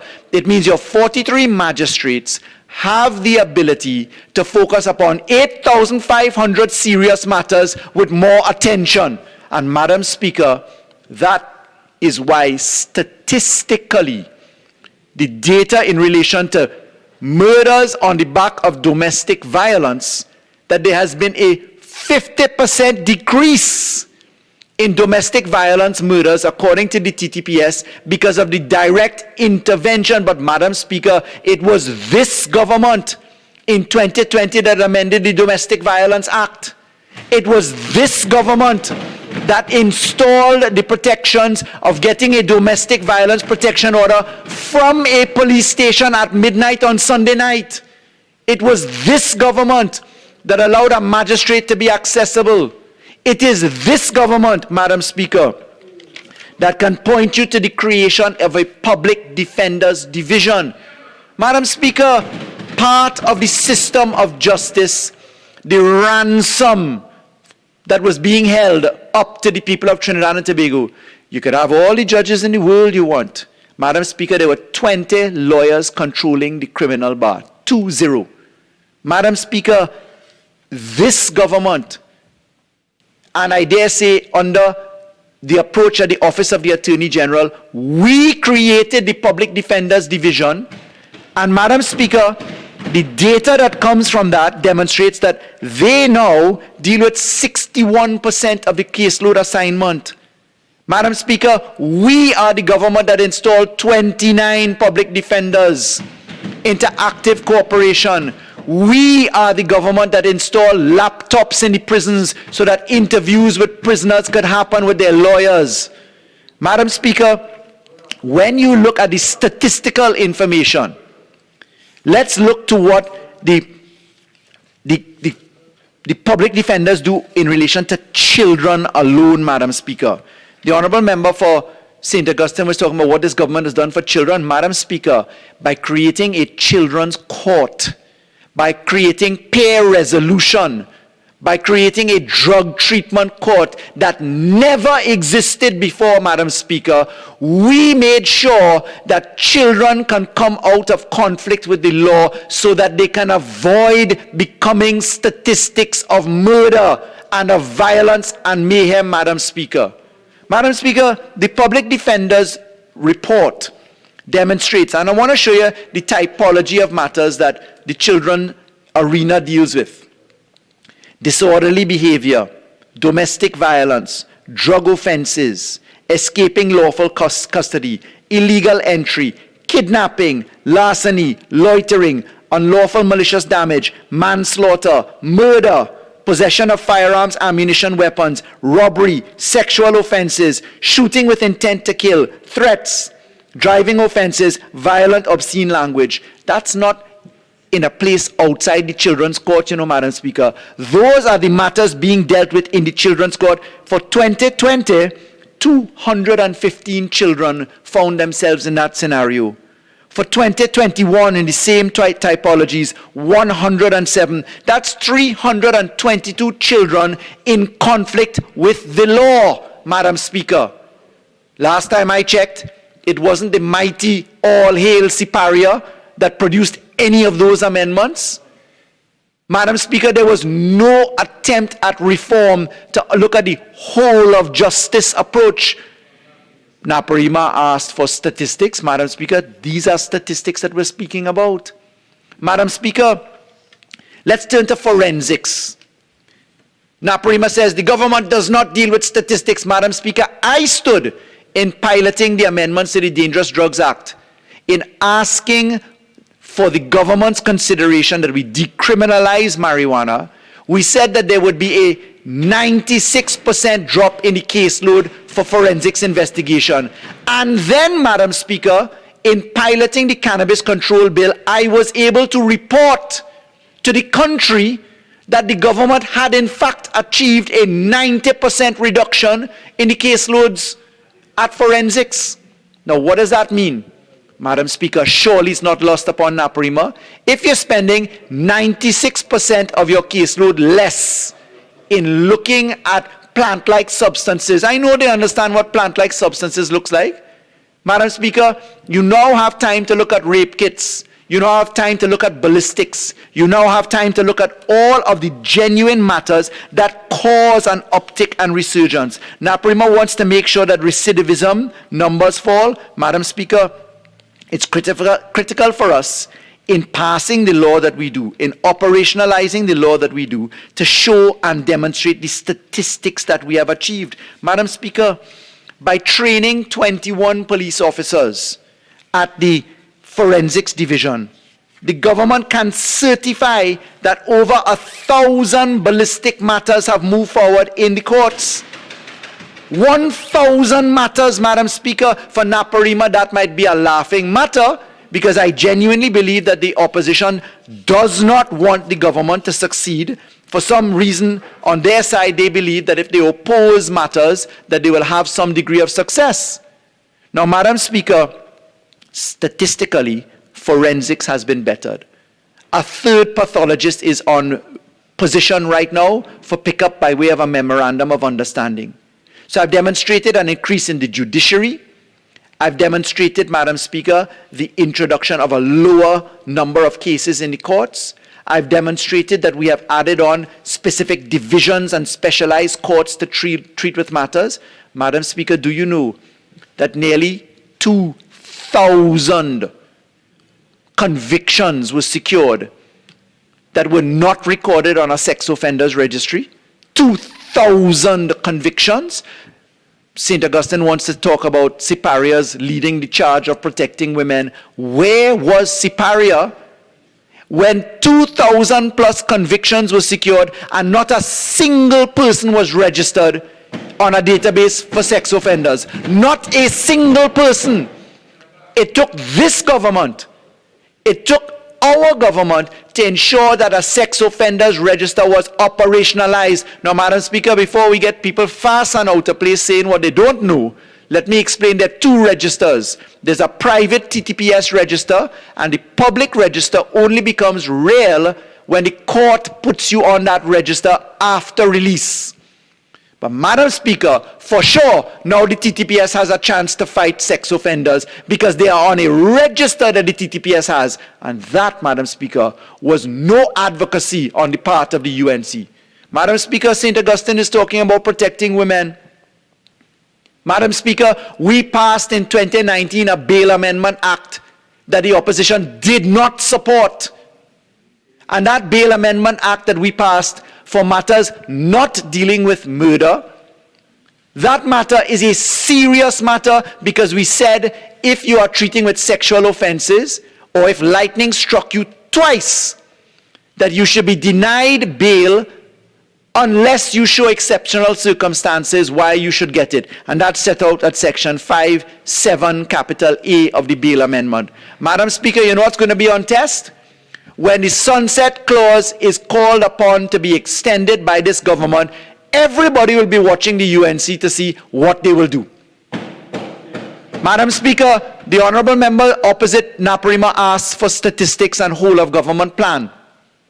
Madam Speaker, what could be absent in the mind of any responsible parliamentarian to refuse to support evidence amendments? Madam Speaker, we heard the member for St. Augustine complaining that, or alleging that the Honourable Prime Minister has not done enough to treat with the rights and protection of women. The Honourable member was bold-faced enough academically, intellectually, to say that of a Prime Minister that has a government that secured amendments to the Bail Act, that secured amendments to the Evidence Act that they did not support. And what are those amendments? CCTV cameras. Madam Speaker, where are people going to have the courage to turn up as witnesses if there is a sense of fear because of technology today that witnesses could be under threat? Isn't it better for the people of Trinidad and Tobago to have a fighting chance to say, let the CCTV camera do the job for you? Madam Speaker, the opposition didn't support that. Madam Speaker, the opposition refused to support amendments to the Interception of Communication Act.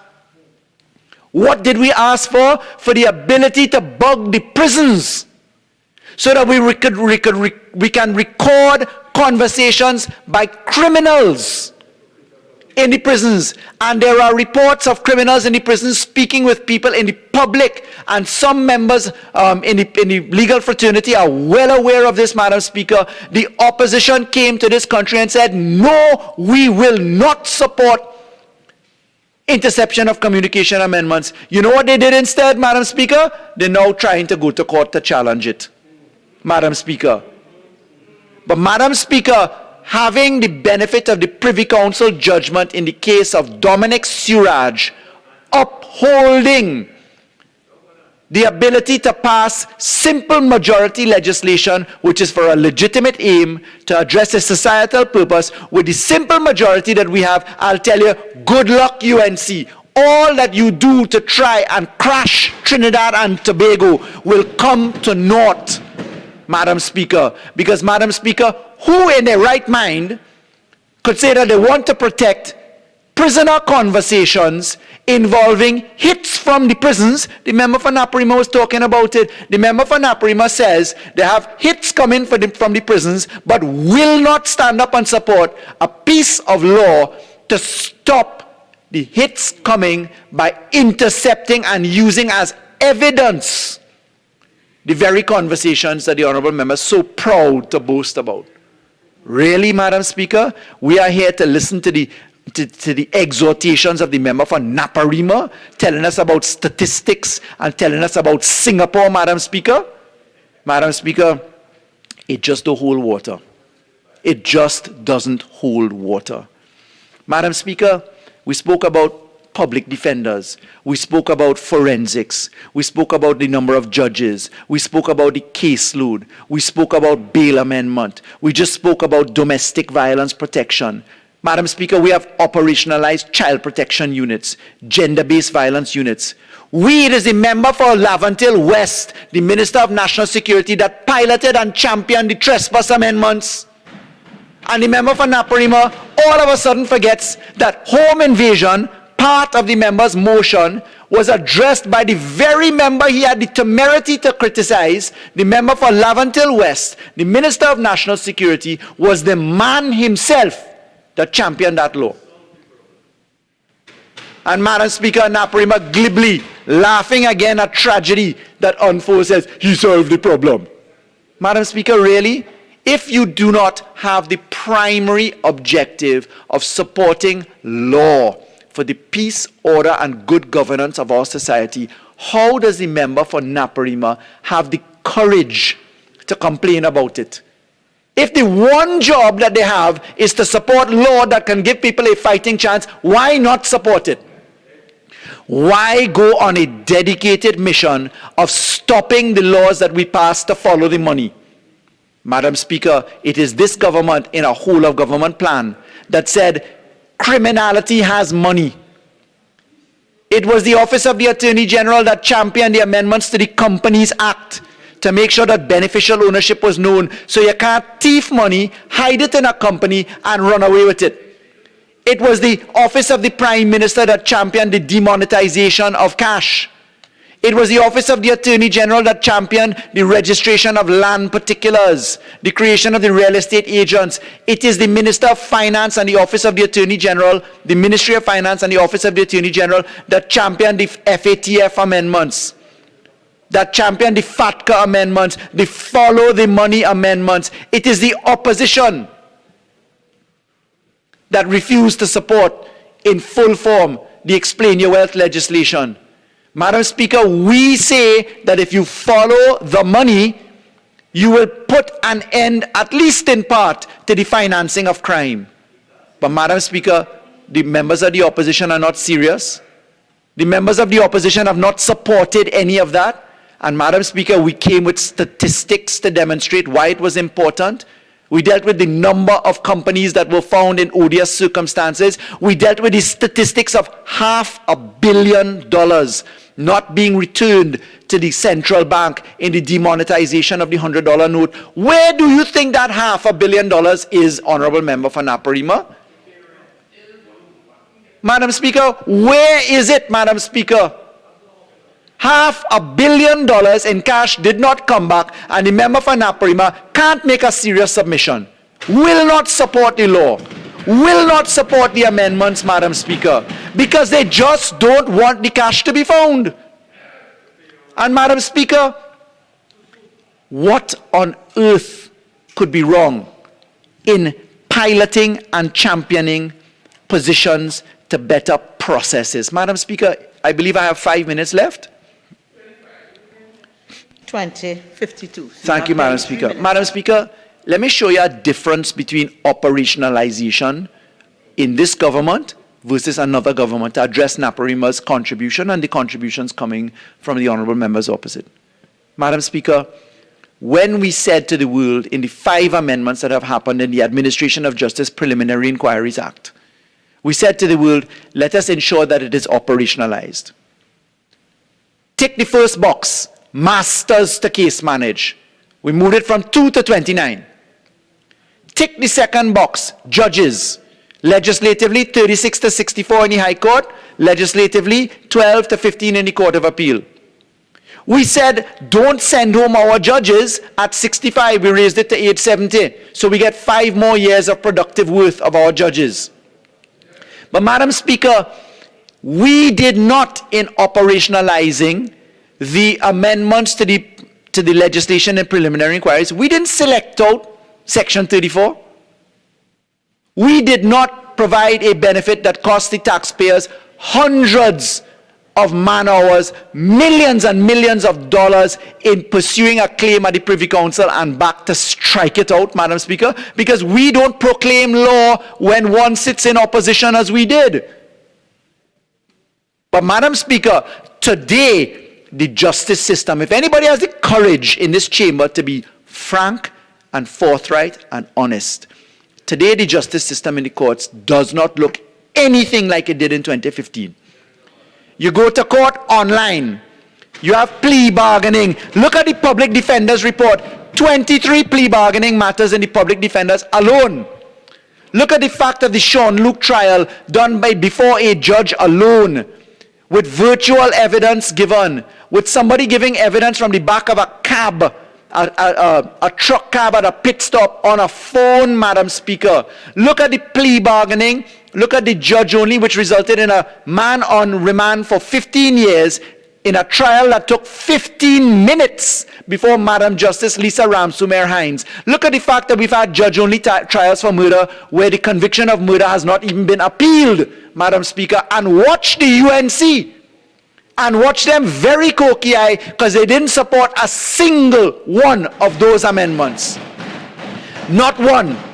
Today, instead of lawyers running up and down to do a case management conference for 15 minutes here, Port of Spain and then run San Fernando and catch a plane for Tobago. You sit down in your office, you turn on your computer, and you go to court. You file electronically. Your filings are done up to midnight. Madam Speaker, if anybody opposite has the intellectual honesty to admit the justice system has been radically transformed, Madam Speaker, and it gives me immense pride to have been a part of that situation, Madam Speaker, and solution.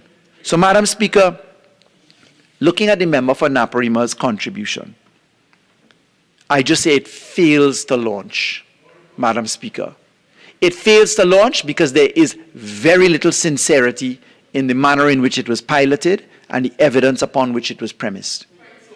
I say that most respectfully, Madam Speaker. Madam Speaker, I will wrap up by saying that as Minister of Rural Development and Local Government, with a charge of 1,500 municipal police, half of which are filled, and another cohort of which will be filled by September, Madam Speaker, we intend in the municipal police arena, under my hand, to ensure that community policing is joined, to ensure that the use of CCTV evidence and other positions and domestic violence and gender-based violence units are part and parcel of the municipal police, and I thank you for this opportunity to contribute. Member for Barataria Sanwan. Thank you very much, Madam Speaker, for recognizing me to join this private member's motion brought under the hand of the member for Naparima. And Madam Speaker, I had the opportunity to listen to the member for Naparima, and I even reread his contribution, and it was one of the most well-researched, excellent, comprehensive, statistical and targeted contributions on a matter involving crime. And I must commend the member for Naparima because he quoted his references and he also had footnotes in his particular contribution. It was well-researched, well-researched. And Madam Speaker, I sat in anticipation for the member for San Fernando West, the Minister of Rural Development and Local Government, to tell us what is the strategic plan with respect to the municipal police. And he used the last few seconds to just give us a brief indication of what the municipal police has been doing. But he spent most of his time speaking about a job that he no longer has.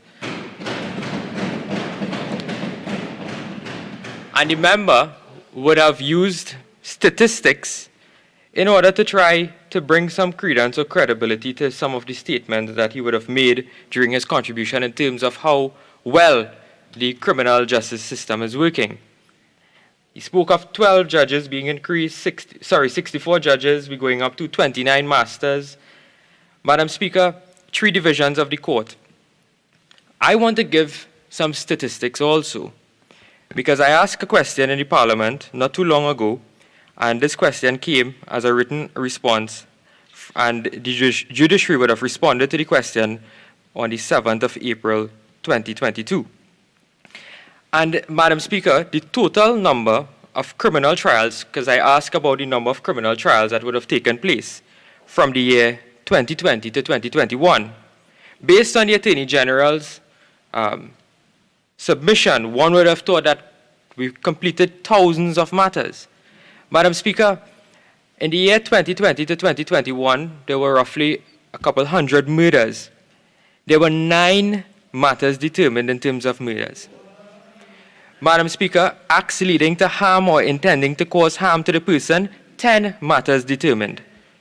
Injurious acts of a sexual nature, which includes rape, grievous sexual assault, sexual intercourse with a female under 14, and indecent assault, 3. Acts against property involving violence or threats against a person, including robbery with aggravation of violence, 3. Acts against property only includes possession of stolen motor vehicles, 2. Acts involving controlled substances or drugs, inclusive of possession of dangerous drugs for the purpose of trafficking and conspiracy to traffic in dangerous drugs, 2. Acts involving fraud, deception, or corruption, 0. Acts against public order, authority, and provisions of the state, 0. Acts against public safety and state security, including possession of firearms, 1. acts against the natural environment, 0. Other criminal acts not elsewhere classified, 0. Because they have classified these types of crimes under the classification for crime for statistical purposes, the codes that the judiciary now use in terms of the new structure of the classification. So, Madam Speaker, the point is one would have thought that there were a massive number of cases being determined because the criminals are mortally afraid of the criminal justice system. But then when you look at the statistics, the number of matters determined for firearms is one. After the Minister of National Security would have reported to the country that there are thousands of illegal firearms in Trinidad and Tobago, you can only determine one matter in the court. So 64 judges, 29 masters, 3 divisions, new courts in the waterfront. Madam Speaker, this is the performance. This is the performance. Because you have all of these judges, you're resourcing the judiciary, but you're forgetting a very important arm of the criminal justice system, which is the Office of the Director of Public Prosecutions. Madam Speaker, my colleague, the member for the Tabaquite, both of us, while we were in the Senate, asked questions relating to the office accommodation for the Office of the Director of Public Prosecutions. At that time, we were told that they were renting the Gulf City Mall in San Fernando for office accommodation for the DPP's office. Madam Speaker, rent is currently being paid for that particular building and the office has not moved there as yet. They have tried or attempted to move the DPP's office to the Park Street location in Port of Spain, relocating it from the Richmond Street location. Madam Speaker, 7 years have passed and they have not done that relocation as yet. So if you have prosecutors, and it is a fact, Madam Speaker, that there's a high turnover of prosecutors at the Office of the Director of Public Prosecutions because of poor working conditions. They are overworked. The staff there continues to a high rollover because they simply don't have the support, the resources in order to properly do their job, Madam Speaker. So you cannot alone put the blame on the office of the DPP if the government who is in charge of resourcing that most important office is not doing that. And the member for San Fernando West sat in the chair for 7 years and did nothing to assist the Office of the Director of Public Prosecutions. Right? Madam Speaker, we hear about the member for San Fernando West speaking about that they took off thousands of cases from the magistracy because of the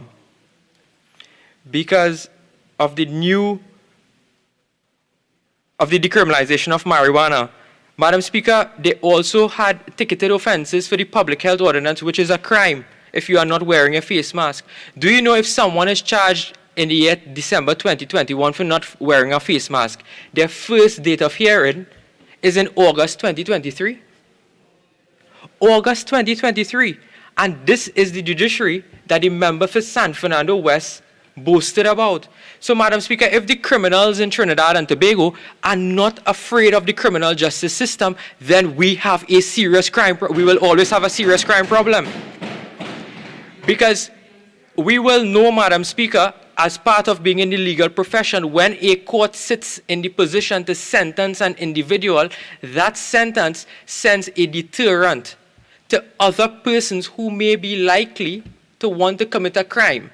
So that sentence that the court imposes will send a message to tell another person, I am not going to commit this crime because 1, there might be certainty of a sentence. 2, there might be celerity in terms of the swiftness of punishment. And 3, that the punishment is sufficiently high enough for you not to commit that particular crime. And that is grounded in the member's motion when he spoke of the government is focusing on punitive measures instead of preventative measures. So, Madam Speaker, if you have a criminal justice system where the wheels of justice are moving quickly enough, serious enough, and certain enough, you will have criminals afraid of offending, Madam Speaker, because then there's the fear of punishment by an independent judiciary, an effective judiciary. So those are some of the points I wish to put on the record when it comes to where we are really with the criminal justice system. What the government needs to do is admit firstly that we have a problem. We have a problem. And when you admit we have a problem, sit with the opposition. We will assist, Madam Speaker. Because I heard the member for San Fernando West spoke of the bail amendment bill coming to an end in August 2022. And then in the same breath, he said, well, the opposition gave no support to that bail bill. Madam Speaker, that is a special majority piece of legislation. If the opposition did not support it, it would not have been law. We had to support that bill, Madam Speaker. That is basic elementary parliamentary procedure, basic legal training, basic principles of law, Madam Speaker, that if a bill requires a special majority in this parliament, the opposition had to support it before it could have had a sunset clause for it to expire in August 2022. The bill was passed in 2019. It expires in 2022. So, Madam Speaker, it is not correct for the member for San Fernando West to put that into the record that we did not support the Bail Amendment Bill. We actually supported the Bail Amendment Act number 17 of 2019, Madam Speaker. We supported it. We supported it.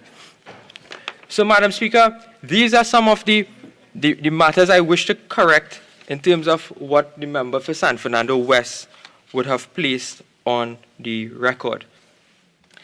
And then we have seen over the last weekend, the long weekend that we had, it was one of the bloodiest weekends that we have, where 10 persons were murdered. 10 persons were murdered.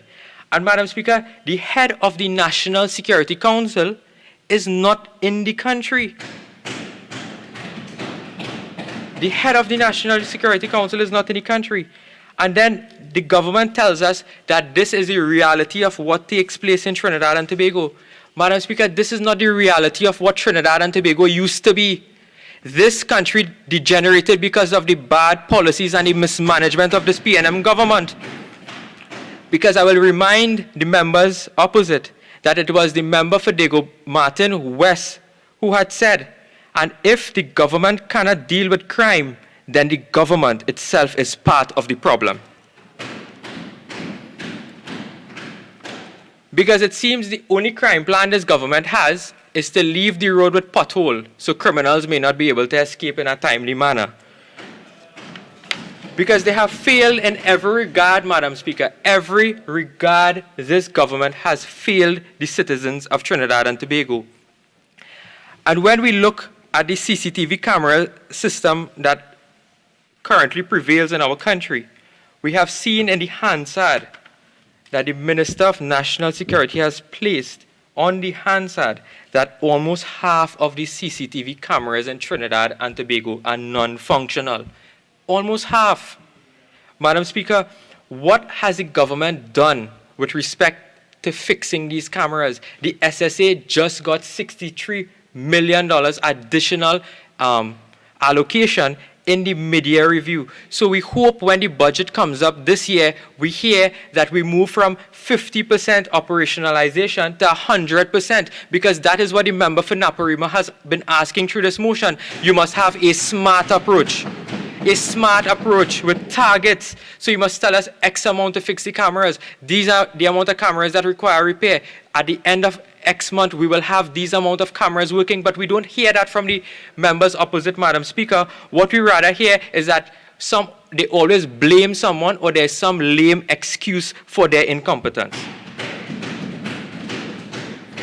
Just imagine when this country went into grief because of the death of young Andrea Barrett in February 2021. Where her body was found, the CCTV cameras there were not installed. On January 28, 2022, they found another decomposing body of a young woman, 21-year-old Katisha Kojo, Madam Speaker. On April 19, 2022, the body of a man was found on a precipice along the heights of Aripo, a short distance away from where Andrea Barrett's body was found. And Madam Speaker, you cannot give a commitment to the people of this country that you will have some level of surveillance in that particular area. Madam Speaker, it is disheartening that this government behaves and operates in this manner with no care for the people and the welfare and the safety of the citizens of Trinidad and Tobago. And then what they intend to do and what they did over the last weekend is blame the crime situation on gangs. Every time someone dies in this country, it's a gang-related murder. Every time somebody dies, it's a gang-related murder. Madam Speaker, there is the Anti-Gang Act that is currently in force. The member for San Fernando West stood in this very parliament and told the country that they know the gangs by name, they know the gangs by street, and as soon as this law is passed, they're going to pick up all of the gangs, the gang members. Madam Speaker, do you know how many persons have been convicted under this Anti-Gang Act? 0. Not a single person has been convicted under this Anti-Gang Act. Madam Speaker, I ask a written question in this Parliament, question number 145 to the Minister of National Security. Will the Minister provide for the years September 2015 to February 2022, the total number of gangs, the total number of gang members, the total number of arrests, charges, and convictions? And I would like to use its statistics to report to this Parliament on what the Minister would have told the country. For the year 2022, Madam Speaker, there were 134 gangs in Trinidad. For the year 2022, there were 1,462 gang members. Madam Speaker, the total number of charges laid under the Anti-Gang Act for the year 2022 is 1. 1. When I read this, that there was 1 charge under the Anti-Gang Act, there were 0 convictions under the Anti-Gang Act, I thought this was a report from the CPO giving wage offers of 00111. Madam Speaker, this is the reality and the performance of the anti-gang legislation. So you know you have 1,462 gang members, but yet you only charge 1 person under the Anti-Gang Act. Madam Speaker, why the government is not giving the TTPS the resources that they require? I mean, Mr. Jacob, Acting Commissioner of Police, is trying his best, but I would like to give Mr. Jacob a little advice that he needs to keep better company. He needs to keep better company. Because, Madam Speaker, as much and as hard as he will try, there will always be that issue with respect to the resources in terms of the TTPS. And the TTPS is just one of the examples in which the government gives resources in a manner in which it is not strategic and targeted. Because they have decided to spend $35 million to hire, Mr. Deputy Speaker, they have spent over $35 million to hire SRP officers who are foreign persons outside of Trinidad and Tobago, when you could have taken that $35 million and installed cameras where the body of Andrea Barrett was found to prevent other persons from killing our young daughters and dumping them in that site. But rather you used $35 million to go on a political expedition and witch hunt. And they're hiring SRPs from the United Kingdom, and those persons are not trained as police officers. They are, in fact, divorce lawyers, Mr. Deputy Speaker. They are matrimonial lawyers. So these are some of the issues that we have with this government, and that is why, as much as they try, they will continue to fail because they have no plan when it comes to fighting crime. There's no plan. There's absolutely none. And they will boast about that they purchased the Coast Guard, 2 new Coast Guard vessels. Madam Speaker, Mr. Deputy Speaker, on the 27th of May 2022, in a response to a question by the opposition in Parliament regarding the status of the Coast Guard vessels TTCG-41 and TTCG-42, the Minister of National Security indicated that one of the aforementioned vessels is now in need of some attention, and it is for that reason not immediately in service. Imagine brand new vessels that they purchased. Fly up to Australia to purchase these new vessels, boast to the country, and the vessels are not working. Because they did not put a specific plan in place for, one, having maintenance and proper training. Because, Mr. Deputy Speaker, and I ask I ask the government to indicate to this country whether or not there were persons who are not well trained enough that were handling those Coast Guard vessels that caused the incidents that require these vessels to now undergo repairs and maintenance. I want to ask that. Imagine in an Express article dated the 16th of March 2022, there was an incident in Tobago, and I will quote from the article, where Senior Superintendent of the Police in Tobago, Mr. Benjamin, he quoted and saying, we had a Ministry of National Security WhatsApp page, and we were able to view the situation. It was very disturbing to us because at the time we did not have a Coast Guard vessel. We decided to go on land. We tried to go on the jetties, but again, there was no vessels for us to go out. Imagine the police is reporting to the country that there were no Coast Guard vessels available to them in Tobago, Madam Speaker, Mr. Deputy Speaker, to respond to incidents with respect to a beach party on the Nyland Pool and on no man's land. I mean, and then they will come to boast and say that everything is all right, that these vessels will these vessels will intercept dangerous drugs from coming into the country, from illegal firearms from entering. Mr. Deputy Speaker, do you know COVID came into our shores because of a porous border, because they have not prevented the illegal immigrants from Venezuela from entering our borders? Mr. Deputy Speaker, it is unacceptable with respect to the poor border management capability that they have had. Then you have, and this is something that we have to put on the record, because you see, the thing is that when you have leadership in terms of the ministry, you will have some level of performance. You will have a level of performance. But when there is no respect for the leadership of the ministry, there will be no performance. Because when the leadership of the ministry is telling the country that it is not his duty to ensure that the people feel safe and secure, Mr. Deputy Speaker, what do you expect the persons below him to think of or to operate? When you report a nation as the Minister of National Security, and I repeat, you say, no, my duty is not to ensure that people feel safe and secure. Mr. Deputy Speaker, in any other country, our Prime Minister would have already fired that minister. Would have fired him. It would have fired him. Because you see, when all of these things culminate, because it seems as though not a single arm of national security is properly functioning. So when you have all of these problems culminating into one, Mr. Deputy Speaker, because of years and years of lack of attention and mismanagement, Mr. Deputy Speaker, we will have this particular crime situation that we currently face. Imagine that there are persons in this country, and this was so embarrassing. It was so embarrassing when I saw the front page of The Guardian that reported, Mr. Deputy Speaker, that one of our citizens, and I will quote the headline, Calvin Greenwich, they want me dead. Man says he informed police about government minister and gangster link. Mr. Deputy Speaker, is this Trinidad and Tobago? Is this really Trinidad and Tobago, what we have reduced to? That citizens are now going to other countries to seek asylum because their life is at risk, because they are alleging that there are links with gangs and government ministers in this country? Is this the Trinidad and Tobago we know?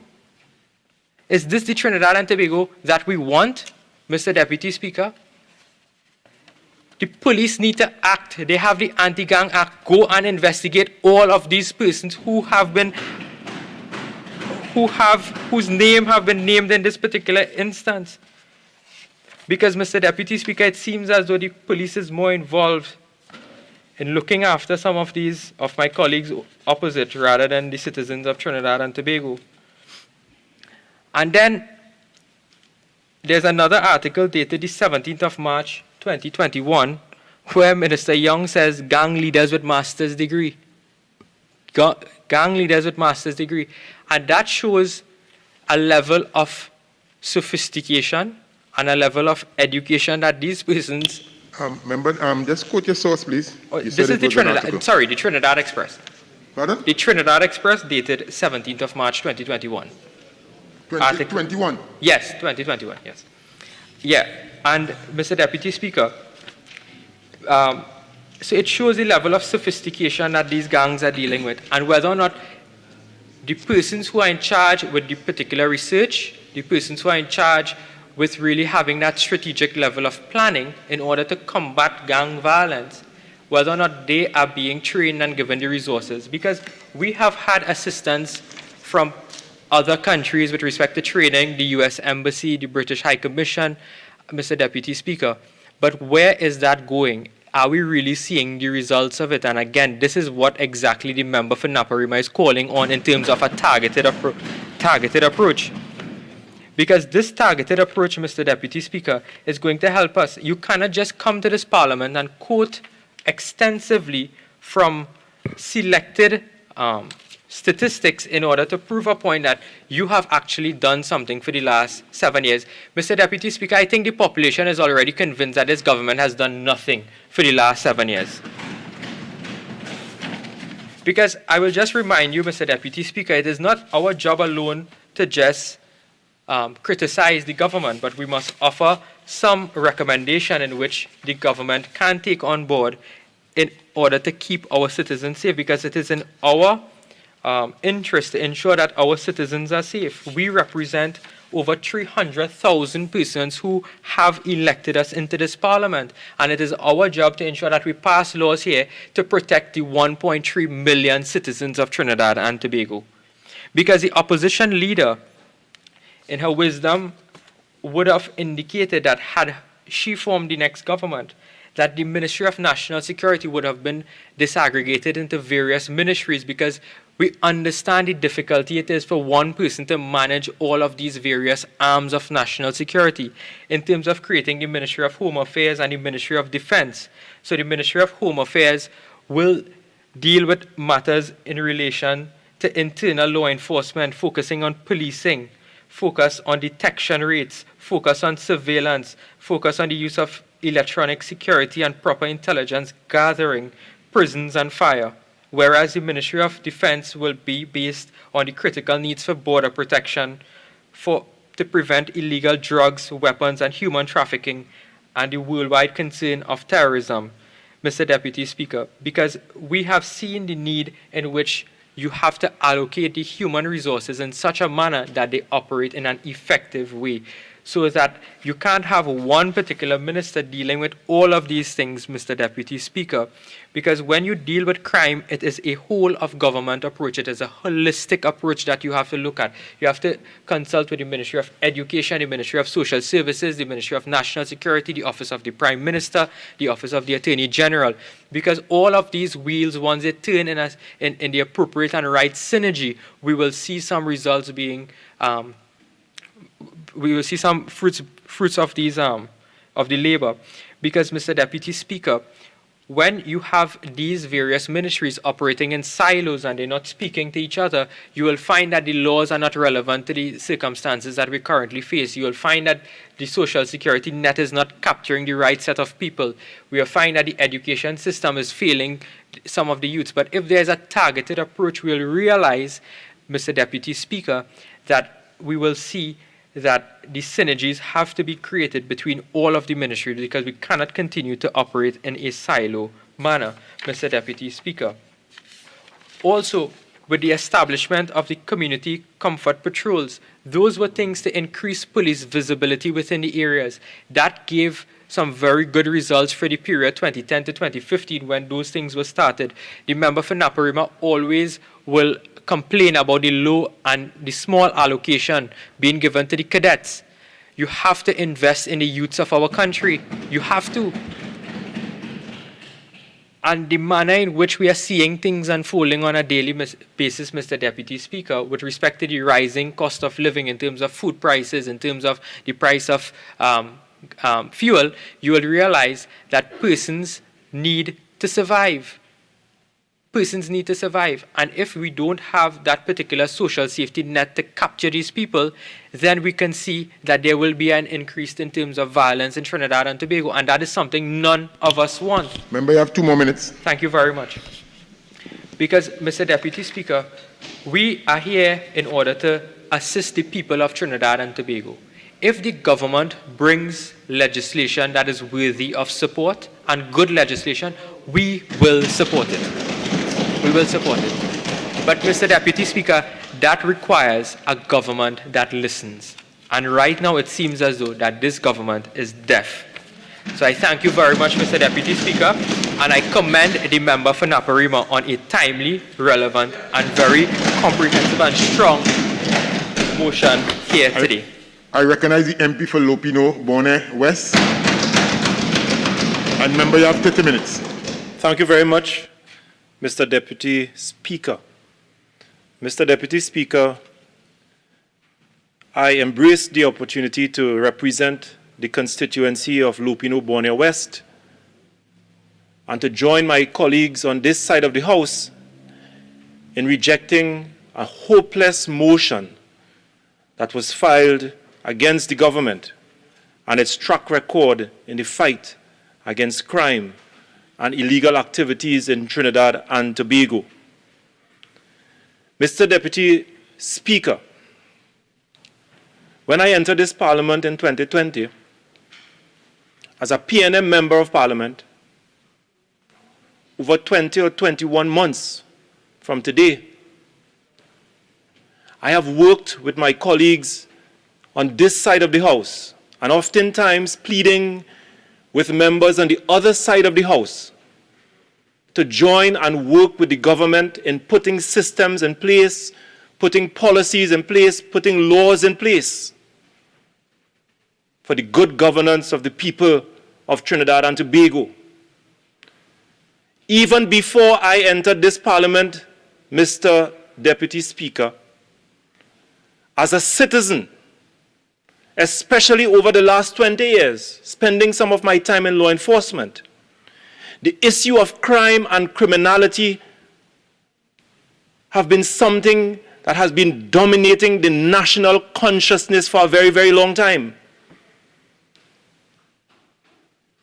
Governments in the 1980s, governments in the 1990s, in the early 2000s, all up the way to this present time, Mr. Deputy Speaker, the issue of crime and lawlessness continue to plague this country. It's a very serious matter. And even when members opposite pretend that it was not an issue, the records can show it is there for everyone to see. That when members opposite had formed the government between 2010 and 2015, crime plagued them. And that is the reason why they had to change ministers of national security almost every week. Because they couldn't handle the issue of crime. But a PNM party, even though in opposition, worked with the then UNC government, worked in support of legislation, doing its parliamentary responsibilities fearlessly to the people of Trinidad and Tobago and remaining true to their oath of office, supported legislation that was brought by the former UNC government between the period 2010 and 2015 in the fight against crime.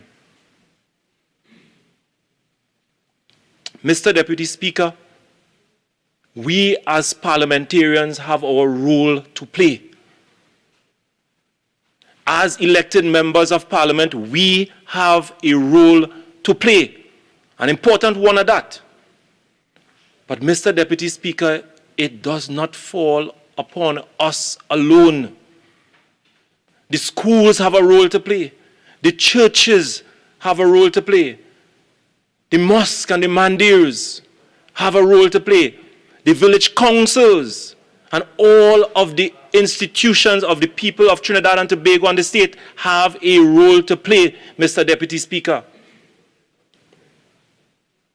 And therefore, I wish to cast my argument by reminding all of us here in this Parliament and the people of Trinidad and Tobago who might be listening and viewing on national television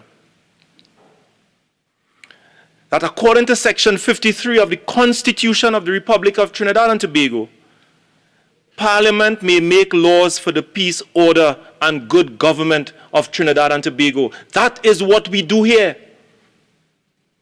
And when it comes to the fight against crime, the passing of laws and the passing of legislation and ensuring that our institutions are supported, be they the police service, the judiciary of Trinidad and Tobago, whatever institution they might be in this country. As a parliament, our responsibility is to ensure that the legislative framework is in place to protect the citizens of Trinidad and Tobago, to equip the Trinidad and Tobago Police Service with the requisite powers and the requisite responsibilities in the fight against crime. It is not our role to pick up arms and to put on boots and wear helmets and execute warrants. It is not our role. We have a constitutional authority. We have a body in place to do just that. And when I listen to members opposite, it gives the impression that it is our responsibility here to put guns on our shoulders and go and fight the criminals on the streets. And if that was our responsibility, Mr. Deputy Speaker, trust me, I would be first in line. I would be first in line. But as an elected member of parliament, the Constitution dictates that my role and my responsibility is to pass laws for the good government of the people of Trinidad and Tobago. That is my role and my responsibility. And for 21 months coming here in this parliament, all I experienced from day one is obstruction, filibustering, non-cooperation from a restless, recalcitrant opposition party. They do not wish well for the people of Trinidad and Tobago because they stand on every single opportunity and stand in our way as we seek to discharge our duties and our responsibilities to the people of Trinidad and Tobago. Our constitutional duties to pass laws for the good government of the people of Trinidad and Tobago. That is our role. Have they been faithful to that responsibility?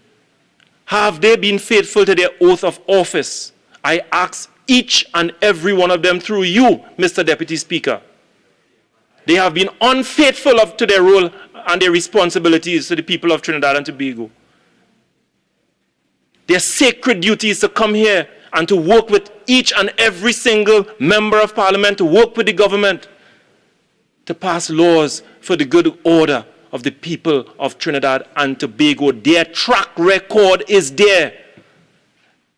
And it must hang around their collective necks in shame and disgrace.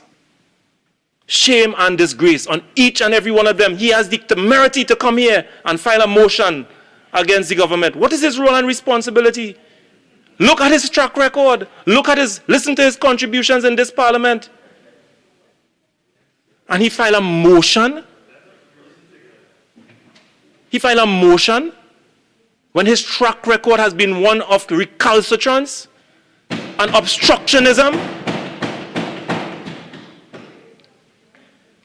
So, Mr. Deputy Speaker, we must cast this debate in such a way that the people of Trinidad and Tobago will not be misguided by a hopeless and hapless opposition party.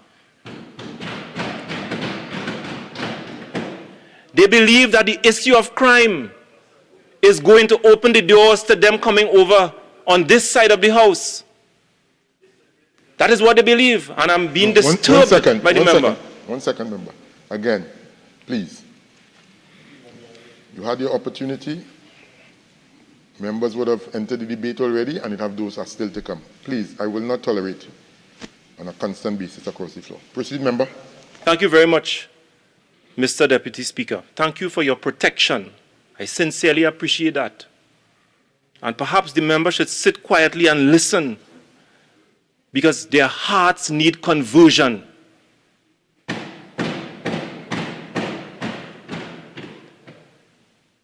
We cannot continue to play political football with this very issue of crime in Trinidad and Tobago. We cannot continue to expect that crime is going to open up some window of opportunity, political opportunity for us, whilst blood continue to flow on the streets and the corners in our communities and in the ghettos. Your role as members of parliament and your role as members of the opposition is to work with every single member of parliament to protect the citizens of Trinidad and Tobago, and working with all the institutions of the state that will have a responsibility, from even the village councils and the churches.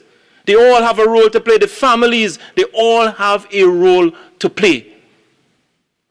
But don't come here and try to fool the people of Trinidad and Tobago that it is our duty to bear arms and walk in military gears, to patrol the streets and enter into people's homes. That is not our responsibility, Mr. Deputy Speaker.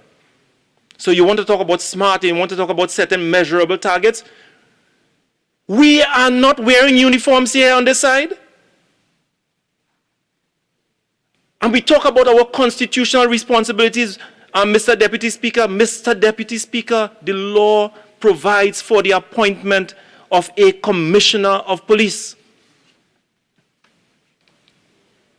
And if I should remind members of this side and the other side, especially members on the other side and the people of Trinidad and Tobago, when you look at the job opportunity and the publication for the Commissioner of Police, what does it say? The incumbent, which is the Commissioner of Police, an incumbent in this office must plan, organize, direct, and control all strategic activities of the police service in the enforcement of laws and ordinance, crime prevention, and the protection of life and property in order to promote and achieve higher levels of safety and security for the nation. Work involves providing policy advice and decision-making support to the Minister, the Permanent Secretary, and the Police Service Commission, formulating, implementing, and monitoring policies, plans, and programs for the police service, and managing the financial resources allocated to the police service, particularly as it relates to the procurement of goods and services.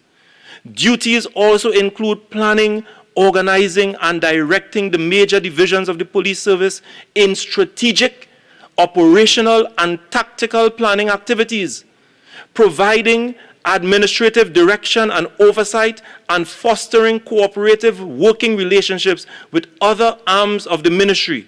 Work is performed with innovativeness, initiative, discretion, and independent judgment, and is reviewed as necessary to keep informed and to monitor effectiveness, accuracy based on functional policies.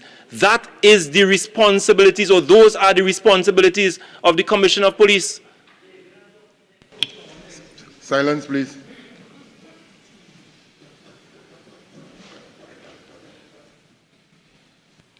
Thank you very much. So when the member files a motion of this nature, it gives the impression that the duties that I've just identified for the role and the office of the Commissioner of Police, assisted by his deputy commissioners of police, are one for the government and the executive arm of the state.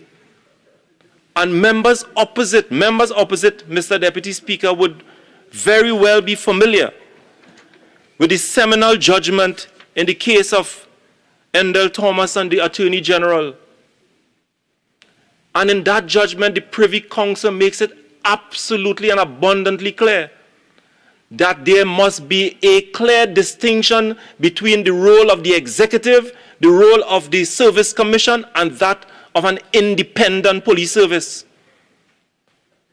So therefore, as members of the executive and the Minister of National Security, he has to be very careful in the way he discharges his duties to the people of Trinidad and Tobago where national security is concerned. Because if God forbid he oversteps his boundaries, I can assure you, Mr. Deputy Speaker, that the first on their side will file a motion against him for overstepping his boundaries. And therefore, I remind this country and I remind members opposite that we operate in a constitutional democracy where our roles and function are clearly defined. Clearly defined. And that is the reason why the founding fathers saw it fit to establish service commissions to supervise the role and the responsibilities of the Commissioner of Police. Because the Constitution does not envisage that this exercise of supervisory function over the independent office of Commissioner of Police and Deputy Commissioner of Police is not one for the Minister of National Security. It is one for the Independent Service Commission. So when members come and file this motion to give the impression that it is our responsibility to be operational in the fight against crime, I say to the member, what you are trying to do is to mislead the people of Trinidad and Tobago.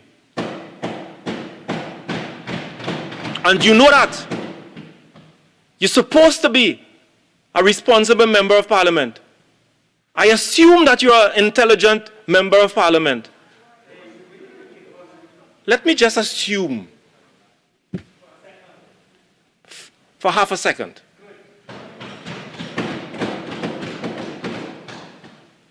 But members opposite know that. And look at our track record as a government. We would have passed several pieces of legislation. Oftentimes, they try to stand in our way. But in spite of that, we passed several pieces of legislation in the fight against crime. You would have heard the brilliant contribution for the member for San Fernando West, the member for St. Anne's East, the member for La Hoqueta Talparo, with the number of plans and programs and initiatives that are geared towards helping young people in this country. And I can tell you, Mr. Deputy Speaker, when I was a little boy, 90% of these programs were not accessible to me. And I can tell the young people of this country, get up and make use of the programs that the government are putting in place for you. Because those programs are there to develop you to make use and to make something out of yourself. It does not matter whether you are from Laventille. It does not matter whether you're from Beetham or Sealots or Moruga or Charlottesville. Opportunities are there. Rise up and make use of it. P&M opportunities are here. Get up and make use of it. They are there for your development. But while you do that, be very careful of political hustlers and mocking pretenders. I listened a short while ago to the member for St. Augustine. Imagine the member for St. Augustine stood here a short while ago and talked about the conduct of members of parliament. Can you believe that? A member of parliament who is noted for activities taking place in Carapo in East Trinidad. I sat here and I could not believe that the member of St. Augustine is coming here and schooling members of parliament on their behavior. This is hypocrisy of the highest order.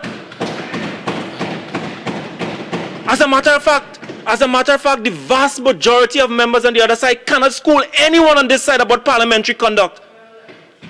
They should be ashamed of themselves. They should be ashamed of themselves. Because as a young member of parliament, I stood here and I looked at the behavior of members opposite and I held my head in shame. Because I share the title of honorable members of parliament with all of them. On this side and on that side. We are all honorable members. But I can tell you, as we're talking about crime and lawlessness, I tell the young people of Trinidad and Tobago, don't look at them. If you want to talk about crime and lawlessness, and you want to talk about conduct in an honorable manner, the last place to look at is the UNC. Well, there's a certain procedure that you can adopt if you need to make a point. Right? I will not tolerate it. No need to answer. No need to answer. Proceed, member. Thank you very much, Mr. Deputy Speaker. Mr. Deputy Speaker, let me remind this honorable House, and let me remind the people of Trinidad and Tobago, that in this Parliament, in the Republic of Trinidad and Tobago, a member of Parliament was ejected from a National Security Joint Select Committee.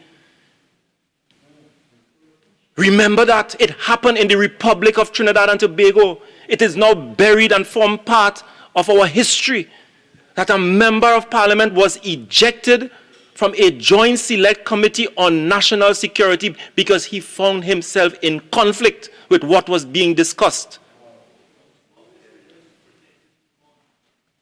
You all remember that? And therefore, I remind members opposite and the people of Trinidad and Tobago that the issue of crime transcends all institutions,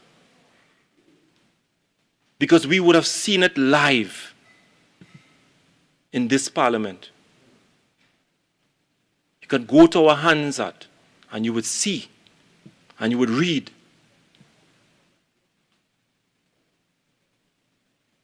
We had ministers of national security in this country whose names were called in international crimes.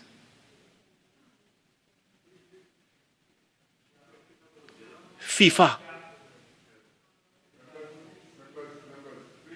The only person recognized at this moment is the member for Lopino, Bonner West.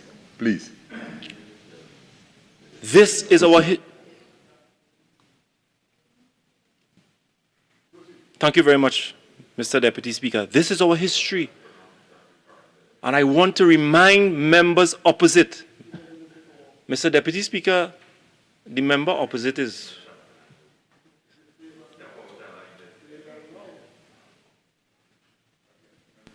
I think, I do not want to think that it's bordering along those lines, members. Right? I don't think, it's bordering along those lines. And you are sitting in the chair representing the Chief Whip, and I think you should be edified as to the functions and the roles that we take in this particular chamber. Right, so proceed, member. Thank you very much, Mr. Deputy Speaker. Mr. Deputy Speaker. So, Mr. Deputy Speaker, we talk about the role of the Commissioner of Police and Deputy Commissioners of Police in the fight against crime, because that is very important.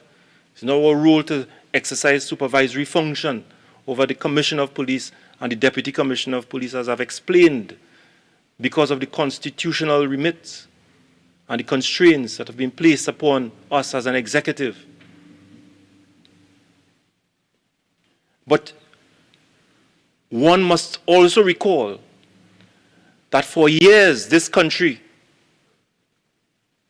existed without the appointment of a Commissioner of Police.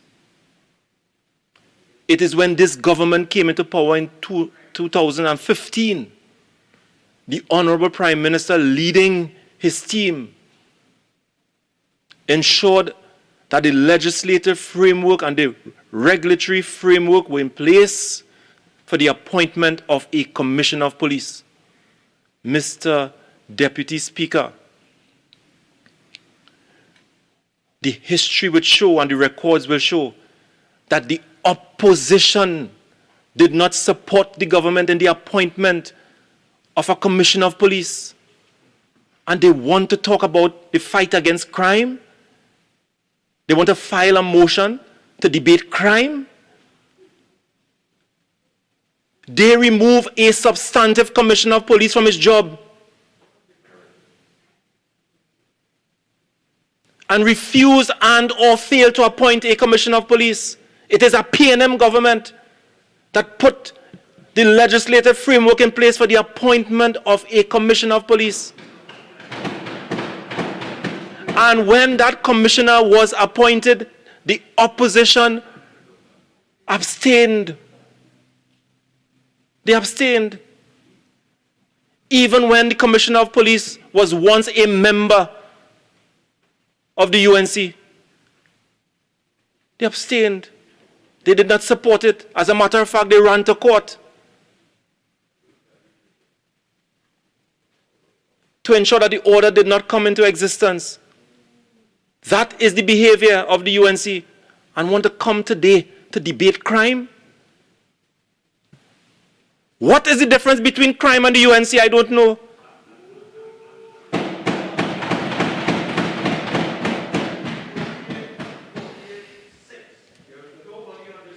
Miami courts. Listen, okay. Thank you.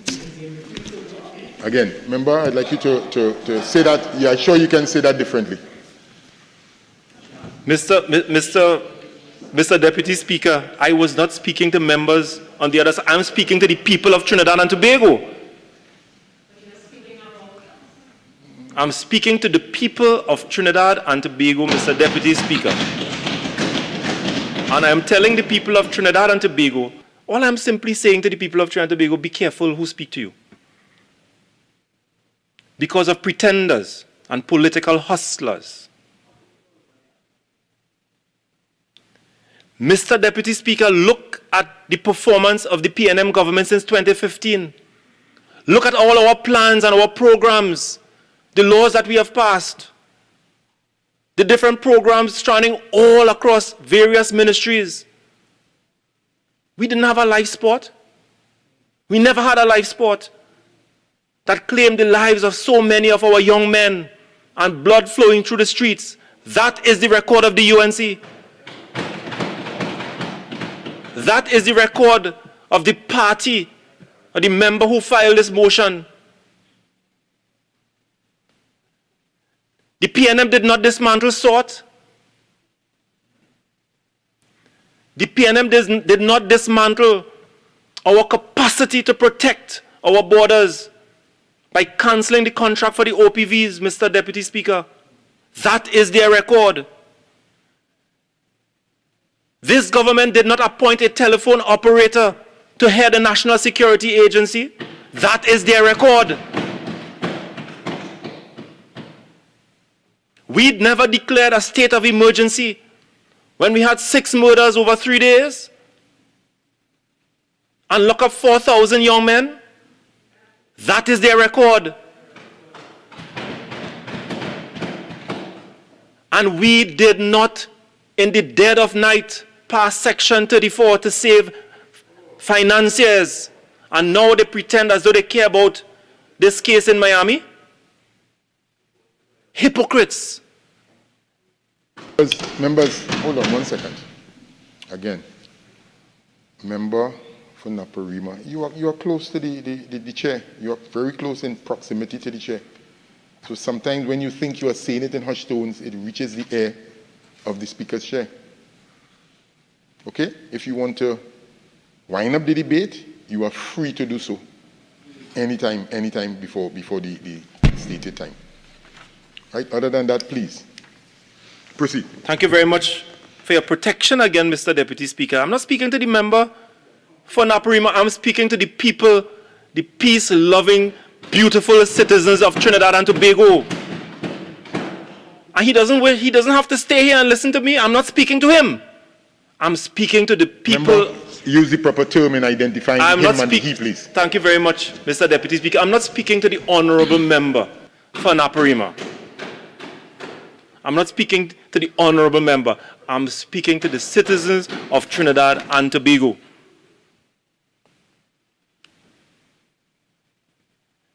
Mr. Deputy Speaker, I cannot end this contribution by looking at some of the achievements of the Ministry of National Security under the stewardship, difficult task of national security in Trinidad and Tobago as it is.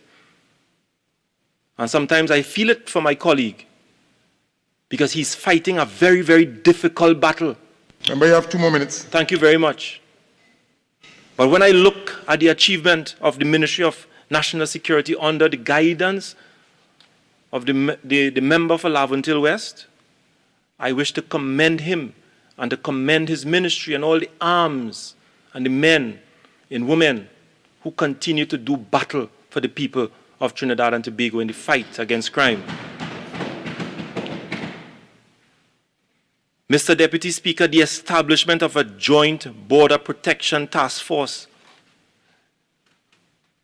the upgrade of coastal radar system, the new coastal and riverine patrol unit operating under the Ministry of National Security, the commissioning of the Trinidad and Tobago Police Service Ballistic Recovery Department, the prediction and deterrence and detection strategies would involve increased joint patrols, the establishment of a multi-agency task force comprising members of the Trinidad and Tobago Defense Force, members of the Trinidad and Tobago Police Service, and the SSA and the Immigration Division, the establishment of the National Forensic DNA Database, the purchase of equipment for the Trinidad and Tobago Police Service in its aid and its fight against crime in Trinidad and Tobago, the Trinidad and Tobago Canine and Mountain Branch being equipped with some modern technologies to continue to fight.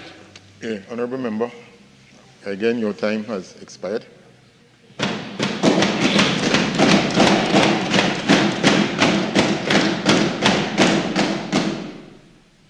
I recognize the member for Faizabad, and you have 30 minutes. Thank you very much, Mr. Deputy Speaker, for the opportunity to contribute on this very important motion today in front of us on the issue of crime and the government's failure in that area. But before I go into my contribution, Mr. Deputy Speaker, it would be remiss of me not to address a few of the issues raised by my friend and colleague, the MP for Lopino Bonaire West. And I know that, Mr. Deputy Speaker, he's heavy these days. There's a lot of issues with WASA and other public utilities on his mind. But there are some issues which I feel should not go without being addressed. You know, and the first thing I want to say, Mr. Deputy Speaker, is that we on this side have always supported good law in the interests of and for the benefit of citizens. I want to put that on the record again. You know, and my colleague started off well, speaking about the whole of government approach and so on, and saying that the opposition has to work, and then came on to bash the opposition. So we agree with the whole, and I want to call it the whole of nation approach, Mr. Deputy Speaker, because we talk about the whole of government approach, but my colleague is right. It should be a whole of nation approach, yeah? And that includes the NGOs, the FPOs, all of the communities and so on, but it also includes the government working with the opposition, Mr. Deputy Speaker, and I want to make that point. And we on this side are prepared and willing and able at any time, at any point, to work with the government when it comes to the dealing with the issue of crime, because despite what is said on that side, from the side opposite, Mr. Deputy Speaker, we on this side see no benefit in crime. And it is really a myth and a fallacy to say, and to say that we in the opposition look forward to the promulgation and the propagation of crime. That simply is not true, Mr. Deputy Speaker. And we are not obstructionists. We are willing to work. And, you know, it was interesting, again, my colleague went on to espouse the values and so on and the roles of us as opposition members. We are very much aware of our roles here and our oaths, okay? And I want to say that we are faithful to our oath of office, but we are not faithful to this PNM government, Mr. Deputy Speaker, because of the performance, the lack of performance.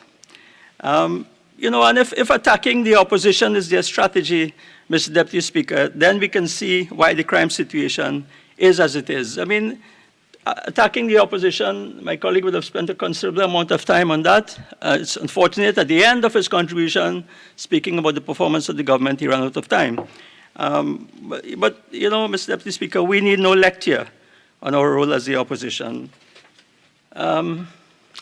Deputy Speaker, my colleague from Naparima has all reason to file this motion. I want to commend him on this motion, and I want to commend the contributions of all my colleagues who have spoken before me on this side for some very valuable contributions. And I say that the motion is timely and appropriate, and because of the fact that crime is an issue in every constituency, Mr. Deputy Speaker.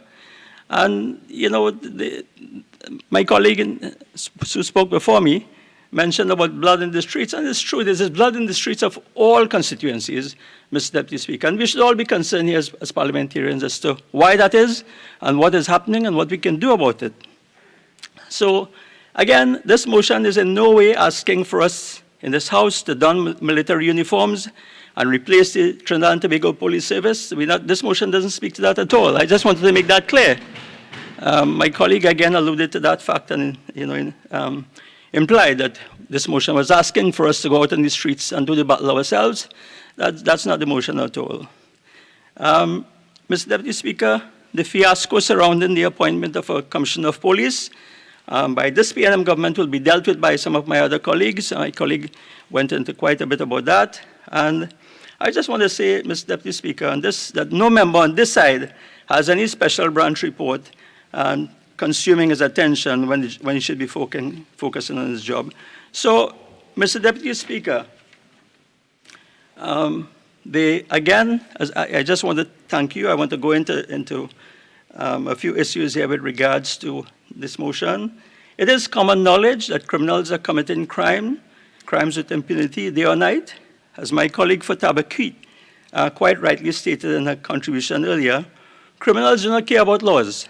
They do not consider laws when planning murders, robberies, home invasions, car thefts, rape, etc. So their plan as criminals is to take, Mr. Deputy Speaker. They are not afraid, and obviously, in our setting, they are not afraid of the police, the security services, the Minister of National Security, and most of all, they are not afraid of this present government, Mr. Deputy Speaker. Why? Because criminals know that they can get away with it. The dismal detection rate gives them another reason to do the crime, and the lack of implementation of laws is another reason. So, Mr. Deputy Speaker, I just want to focus a little bit on the issues as it affects my constituency. And again, you know, when I got my staff to go through a bit of research as to what has been happening, particularly in the constituency of Faizabad, and I just want to look at the reports from November 2021 to June of 2022. That's a 6-month period, Mr. Deputy Speaker. And just to look at the 29th of November 2021 Newsday article, prison officer killed in drive-by shooting in Ziparia. A most frightening, worrisome incident, Mr. Deputy Speaker. And you see, it's very easy to forget what happens in this country. And this was, and this shows how, how emboldened these criminals are. This is an incident, and I mean, it gives me no pleasure to repeat this. But again, if we don't treat with these things, Mr. Deputy Speaker, we're not going to be able to solve it. And this is an incident here. It was a drive-by shooting. The death of a prison officer happened so fast, I'm quoting, that he did not get a chance to draw his licensed gun. Nigel Michael Jones, 38, died on the spot at the Faizabad taxi stand in Siparia. That's a very busy area, quite busy area in Siparia. You know what is very unfortunate, though, is that his 6-year-old daughter, who was standing with him, was uninjured. Well, that is fortunate, but it's unfortunate. She was there, of course, and she ran off screaming, and a passerby comforted her until relatives arrived and took her away. Very, very, very worrisome. As a doctor, one could almost describe this as a clinical execution. I hate that term, but that's exactly what happened. These criminals have, they've gotten to the point where they can commit these crimes with, such accuracy and so on. But it does leave an impact on the society, on persons and the communities and so on. After that, in November, if we go to February, again, we have headline Guardian, pensioner among 2 killed in Faizabad, 67-year-old pensioner Warlene Joseph, fondly known in his hometown of Faizabad as Caribbean Fox, was shot dead at his home. And that's February. We go into March 21st. And this is also instructive, Mr. Deputy Speaker. The headline in the Trinidad Express of March 21st, 2022, that's a couple of months ago. Mommy, I dead, murder on the street. So, hours after, I quote again with your permission, Mr. Deputy Speaker, hours after her son spoke his final words to her, Leah Allen yesterday called for illegal guns to be taken off the streets. And I say this, Mr. Deputy Speaker, because the reports are saying that we have 12,000 illegal guns in the streets of Trinidad and Tobago. And this mother here, is calling for illegal guns to be taken off the streets. Marvin Allen, 39 of Les Amas Strays, South Oropouche, was killed in an argument outside his house around 2 a.m. And I quote, the mom is saying that these guns on the streets, I find they should do something to get rid of them because I see things happen, but I never thought it would happen to me, and so on. So that is one of the issues that we need to address as a parliament, the issue of the illegal guns. Again, 15th April, I'm just going down, this was happening again in Faizabad.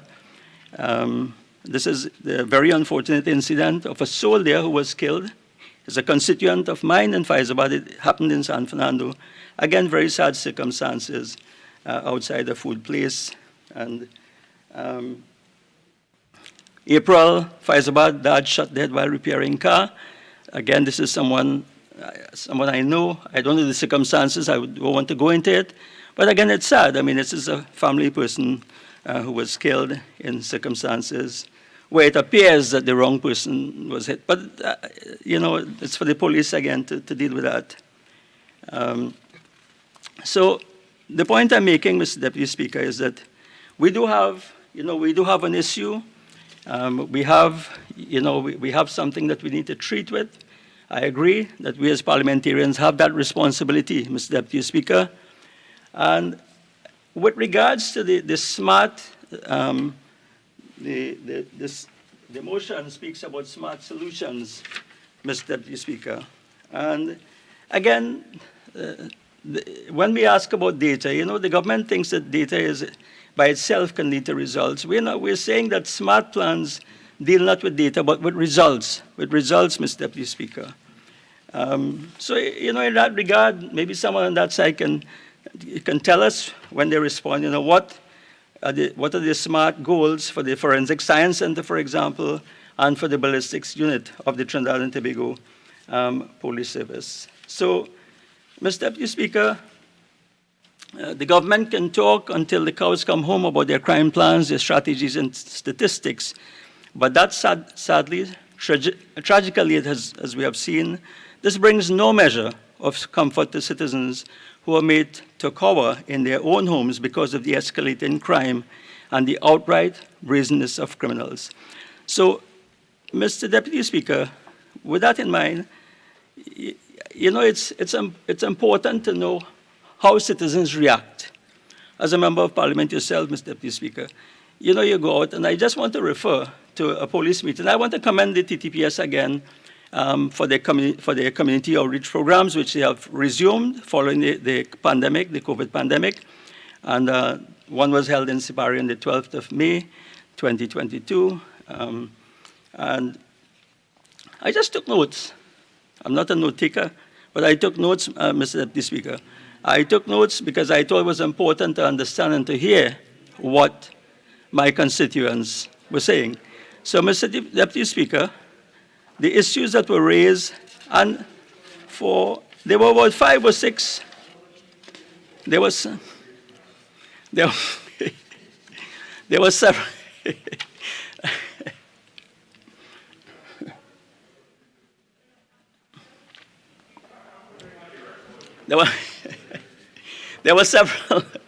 Mr. Deputy Speaker, I did take notes. There were several constituents who spoke, but the point here is what was said. It's important to know what was said because there was a recurrent theme on many occasions, Mr. Deputy Speaker. That's the point I want to make. And one of the recurrent themes was the fact that the police youth clubs needed more support, more funding. This was an issue that was raised. And interestingly, in that community outreach police meeting, the TTPS themselves looked to us as members of parliament, to bring these arguments to the parliament and in terms of trying to advocate for the resources that are required. And of course, the funding of the police youth clubs, because these police youth clubs seem to have an important role in the communities. I am aware as well, there's a very vibrant police youth club in Siparia and Faizabad. And they, of course, we as parliamentarians have to try and, and try to get the support for them. It also was said by another resident, community policing officers have too little resources. So again, the issue of resources came about.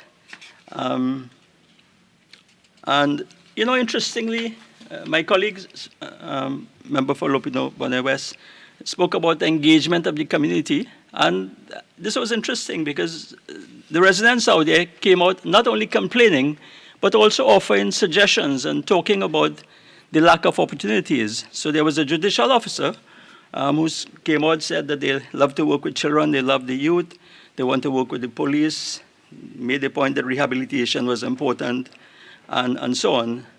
But also made the point that there was limited, or there were limited opportunities for engagement, citizen engagement in the process. The issue of crime, of course, with the cable cutting and so on. And again, you know, it shows, you know, in terms of where we are, that criminals are emboldened in terms of being able to go out in these communities and vandalize. It's crime, Madam Speaker, in a sense. I mean, this issue of the cutting of the cables and so on. And I just mentioned that because I just want to also throw in one other initiative.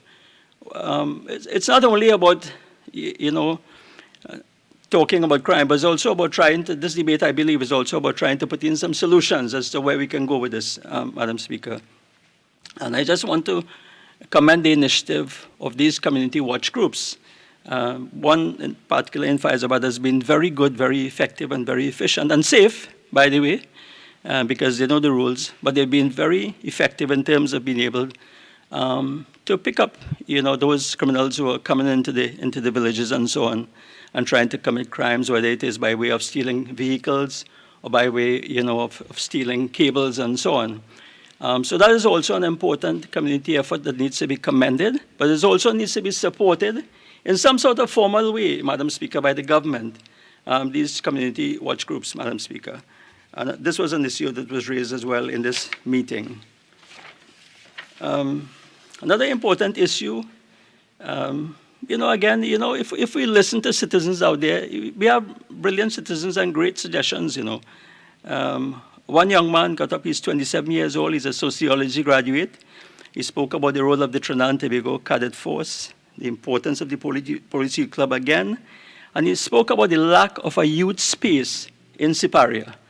I thought that was a very interesting concept, Madam Speaker, the lack of a youth space. I kind of understood what he was saying, and that's something that we can look at.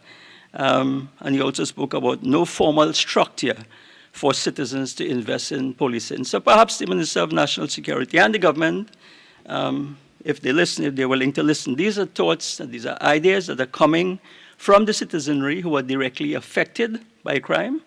And perhaps we should be listening a bit more and taking on, because there are great suggestions that come out of these meetings, Madam Speaker. But, you know, I left the meeting with a feeling, and, you know, and my colleague for Labre was also in that meeting because that area encompasses both of our constituencies.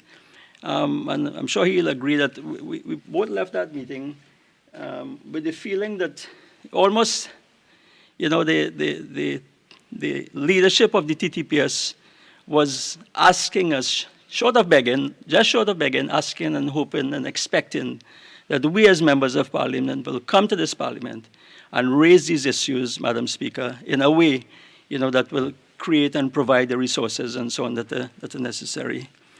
Madam Speaker, so I just wanted to close with one issue here, and this is the issue of crime as a public health issue. And this is an interesting concept, and in fact, the Prime Minister himself is reported on the 13th of May, 2022, by Sean Douglas in the Newsday, of saying that we should treat with crime as a public health issue. I want to throw this concept to add a different perspective to some of the solutions that we can look at. And I quote the Prime Minister saying crime was now unusually horrendous, and the Prime Minister himself has admitted that crime was unusually horrendous. The PM said it was viewed as a public health issue as much as typhoid and malaria and so on. So there is a thinking now, a different approach in terms of, you know, one other approach that we can use to treat with crime, a more holistic approach. Because, Madam Speaker, you know, crime has effects on individuals, it has effects on communities. And we just came out, or we are coming out, I shouldn't say we just came out, we're not out yet, but we are coming out of the COVID-19 pandemic. And we saw the mental health issues. But, Madam Speaker, there are studies which have shown the effect of crime on individuals, and it's quite serious, you know. It's quite serious. I just want to list a few here, if you will allow me, Madam Speaker. And these are some of the studies, the findings of studies with regards to victims of crimes. You feel angry, upset, or experience other stronger emotions. And the reason for this is that, you know, an illness or an accident is something that you didn't expect. It wasn't something that was planned. But when a crime is perpetrated against you, you know that you were targeted as a victim. You feel angry because you know somebody targeted you. And you get those emotions, you know. They say in some people's cases, things suddenly fall apart for you. Some people's lives are destroyed, not necessarily by the physical harm, but by the mental and emotional stress. You can also show, you know, physical symptoms, headaches, nausea, sleeping problems, are quite common. Jumpiness, you know, sometimes it's very difficult for you to operate in a normal setting because you think somebody is going to pull a gun on you or something like that. So it changes your life forever. And this is very interesting, you know, Madam Speaker. One of the things that was found is that you blame yourself thinking you should have done things differently. And this can haunt you for the rest of your life. You're thinking, you're going about your business normal, something happens, and then you end up blaming yourself because you're thinking you shouldn't have been there or you should have done something differently. You know, it's not easy and nice to live with something like that. And of course, you can develop long-term problems such as depression, anxiety-related illness, including post-traumatic stress disorder. And Madam Speaker, you know, a very interesting finding here is that, and again I speak to the issue of a public health issue, and there was one study which showed that in neighborhoods where crime is prevalent, you have an increase in obesity. Now, why is that? The reason is very simple, Madam Speaker. There is an increase in obesity because you're afraid to go out. You don't want to go out and exercise. You don't want to go out and walk in the park. You don't want to go out and walk in the dark. And therefore, you end up staying in your homes, okay? And you end up leading an unhealthy lifestyle. So in addition to the emotional and anxiety-related factors, there's also the physical impact on your health, Madam Speaker. So, Madam Speaker, as I close this short contribution, I just want to say that I'm fully in support of the motion brought by my colleague, the member for Naparima. I agree, you know, that this is something that needs to be debated. And, you know, I fully support the motion that this House reprimand this government for its failure to effectively prevent the surge in criminal activity in our country. I thank you, Madam Speaker. Member for Rima.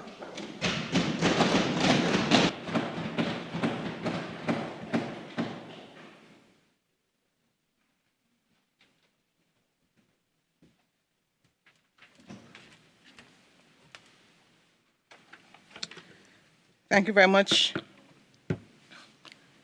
Madam Speaker. Madam Speaker, I would like to state at the outset my total and absolute rejection of this motion that has been brought by the Member of Parliament for Naparima. And I want to start by making reference to the statement made today by the Member of Parliament for St. Augustine. The Member for Parliament for St. Augustine, in making reference to this motion, indicated that the Honorable Prime Minister lacks the qualification and temperament to lead this country.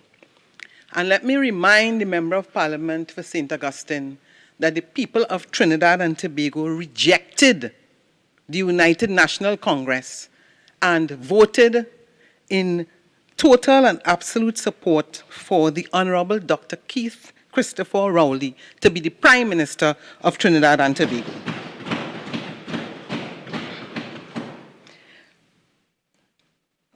Madam Speaker, the Honorable Member for St. Augustine would have us believe that the Honorable Prime Minister simply dismisses matters relating to women and girls. And I want to remind my colleagues opposite that the Ministry of Gender Affairs falls under the Office of the Prime Minister, with the very hardworking and distinguished Member of Parliament for Tobago East having that responsibility. And there are not many countries in the world where you will have a Prime Minister taking responsibility for gender affairs. And I want to congratulate the work being done by the Honorable Ayanna Webster-Roy and that of the Honorable Prime Minister. I want to also state that it was just yesterday that Trinidad and Tobago was elected to CEDAW, which is the Committee of the United Nations on the Elimination of Discrimination Against Women. And when that convention first of all, let me say that in between 2019 and 2022, Trinidad and Tobago, since we actually signed on to that convention, it would have been the first time under the leadership of Dr. Keith Rowley that Trinidad and Tobago was elected. And I want to say that Trinidad and Tobago got 158 out of 185 votes, and it was actually the highest number of votes for any country during that election in 2019. And again, as I said yesterday, we were elected again. Now, so that to give the impression that Trinidad and Tobago, the People's National Movement and the government under Dr. Keith Christopher Rowley has no interest in women, just brush aside issues related to women, let me say that is absolutely and totally false. But I also want to share with this Parliament some of the programs that is being done under the Ministry of Gender Affairs. And just recently, that is in January of 2022, working together with the United Nations, several training programs were developed with that partnership between the Ministry of Gender Affairs and the UN Women for the purposes of training women and men as well in these very difficult areas relating to gender-based violence. I also want to say that on the 28th of June, there would be a session on death before divorce. Why are some men unable to walk away?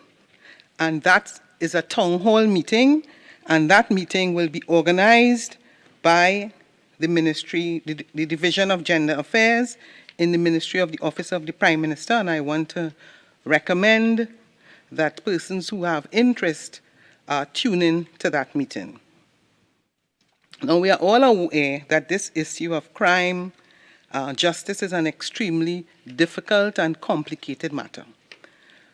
What is important for the listening public in particular is that I think they are becoming quite accustomed to this opposition filing motions with the sole intent of making the government look bad.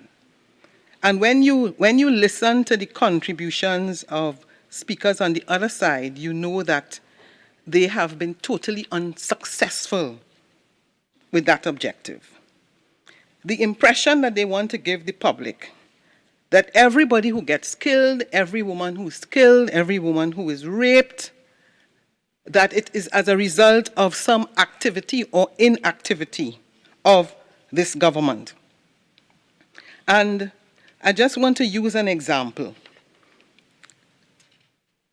The Honourable Member for St. Augustine, the Honourable Member for Samoa Barataria, the Honourable Member for Chaguanas East, as well as the Honourable Leader of the Opposition, has from time to time made reference, including today, of what took place in the Heights of Aripo as it relates to Andrea Barrath and the other body that was found. And their focus is almost exclusively on the fact that there are no cameras and there are no cameras, and they want to give the impression that the government does not care about the people of Aripo, and of course, by extension, the Member of Parliament. And we all know that that is totally and absolutely false.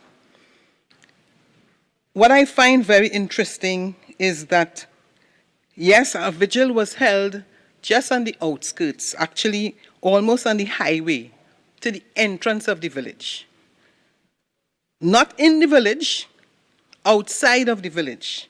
And they are continuously referring to the village of Aripo. What I find interesting is whether or not they have actually gone into the village of Aripo and actually spoken to the people.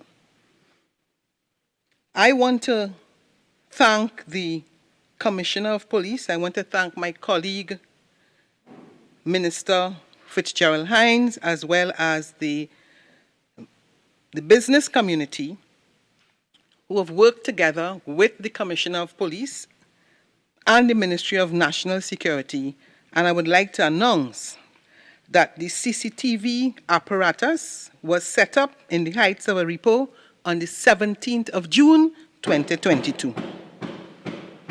The cameras are high-definition cameras providing surveillance and footage over a large scope of the area. The CCTV has a direct linkage with the Trinidad and Tobago Police Service, Northern Division Operational Center. Personnel in the operational center can view and monitor activities at the particular junction. In addition, activities at the location is also recorded and can be reviewed over a period of time. The operational center has direct communication with the patrols that are assigned to patrol that area and could direct the patrols accordingly depending on any negative occurrences. The TTDF, the Trinidad and Tobago Defense Force, also provides patrol support to the TTPS in the Aripo area, and at present they are constantly carrying out particular Defense Force operations in that area. So I hope now that they know that the cameras have been set up, that they will not continue every Monday morning talking about the heights of Aripo in a very negative way. And I just want to say that I have the good fortune as Member of Parliament to represent that area. It's a very quiet and peaceful village, and it is very unfortunate that in making their comments, they haven't focused on the activities of the criminals who are going into that area to disrupt the lives of the people. But what they have focused on exclusively is what the government hasn't done. No condemnation of those who are going to disrupt the lives of the people who live there. Just the government. The government didn't put up cameras, and the government didn't put up cameras. Well, now the cameras are up. And I think it is very clear for all of us who are in Trinidad and Tobago, we know the importance of cameras. And we know the importance of street lights, because that is another issue that they raise. And I want to acknowledge the Member of Parliament for Lupino Bonnet West, who visited the area with me and installed several street lights there to make the lives of the citizens who live in that area much safer. But we also know,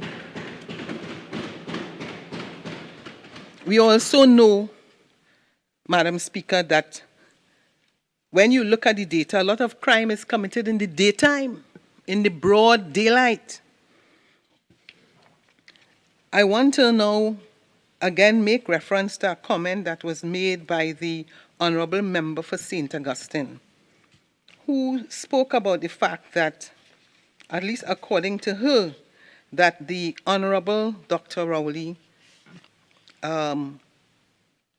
is not, I want to make sure that I have the exact words, but basically not qualified to lead.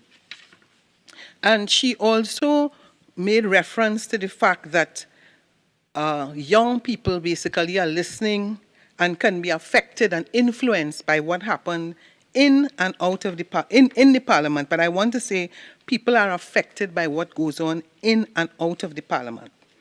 And as we debate this motion today and we talk about crime and we talk about the upsurge in crime and we talk about the fact that the government is not doing enough about crime, let me just say this when we talk about the influence of parliamentarians on crime. Madam Speaker, someone sent me a flyer that the Honorable Leader of the Opposition read during a meeting. And this was what was highlighted on the flyer. It was actually a genuine activity that was taking place in the constituency of Laoketa Talparo, a joint activity to address concerns about farmers as it relates to crime that was taking place in this area. And this is what the Honorable Leader of the Opposition read during a meeting of hers. How to land grab and get away with it. Now, could you imagine that later on in the said meeting, someone during the meeting actually corrected her, the Honorable Leader of the Opposition, and said to her, that was not what the flyer said. The flyer said that the Honorable Member for Laoketa Talparo, Foster Cummings, and myself, together with the Heliconia Foundation, the purpose of that meeting was to deal with issues of land tenure. And could you believe that they are comfortable, in my view, to commit what I consider to be a crime, to mislead the population of Trinidad and Tobago, to mislead the farmers? Because there were issues that were raised as it relates to the issues of larceny, robbery, people being killed in that area of that area of Wallerfield and environs. And therefore, the Honorable Member for Laoketa Talparo and myself discussed this matter. And we believe, because we are constituencies that bound, we decided that we would have a meeting and we would invite the farmers, and hundreds of farmers came out on Saturday, the 14th of May, so that we could deal with this issue.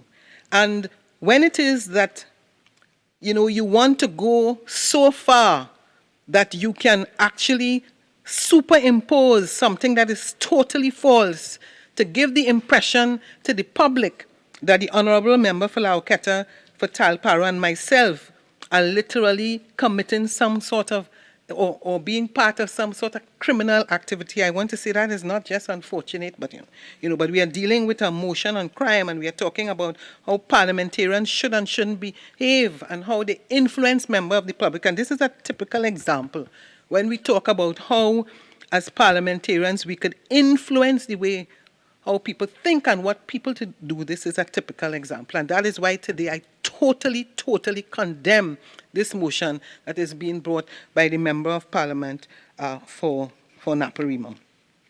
Because we in Trinidad and Tobago, we ask ourselves, what about the value systems? Is it always that everything is about the government and the government? I recently had an experience where my husband called and he said to me that somebody is outside, actually on the highway. Could you believe that? On the highway, using a rod to pick avocados from our tree. On the highway. And he stopped and he asked the guy, he had a bucket, just picking. That is, I suppose that if you were to read this motion carefully and you listen to the contributions of the member opposite, well, it is the government that is actually causing this person to do that. And it is ridiculous. I haven't heard any discussions about people taking responsibility for their actions. I have heard absolutely nothing where there is any kind of discussion on as it relates to parenting. We talked a lot about violence in schools. So that the easiest thing to do is to talk about what the Ministry of Education is not doing and what the minister is not doing. It is very easy to talk about the fact about the issue of road infrastructure and the fact that if you don't have properly roads that are paved, that is part, the government didn't do it. If you don't have street lights, Is the government, if it is that the Minister of Local Government didn't do certain things, he is responsible for crime. And so you go on, the Minister of Finance, every single ministry, Ministry of Public Utilities, no water, so that all of these things, when you combine together, it is always the government and the government. Yes, the government has, as the ones who are responsible for leading the country, we determine the policies, we determine, we debate the budget. But I mean, at the end of the day, when you come before this honorable house and you have to present a motion, your responsibility is to be fair, is to be honest, and to make sure that when you put forward your motion, that you make sure that you tell the public of Trinidad and Tobago the truth, as we would say, the whole truth, and nothing but the truth. So, Madam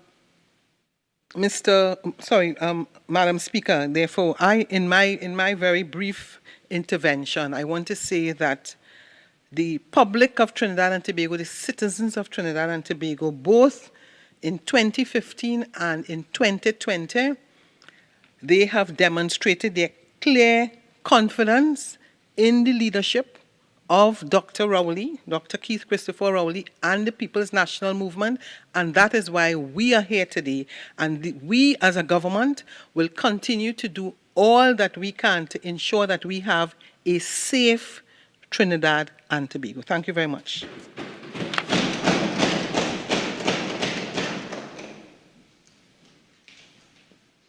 Member for Caroni Central.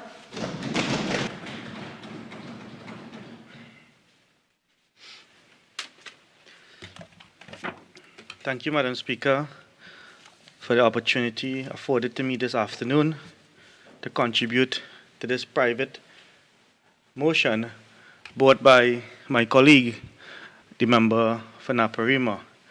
And let me say at the very onset that I think it's a very timely motion in light of what is happening in our country, Madam Speaker. Madam Speaker, permit me just briefly to respond to my colleague, Member for Arima, on a couple of points that the Honourable Member raised. Firstly, the Honourable Member indicated that this opposition is filing motions to make the government look bad.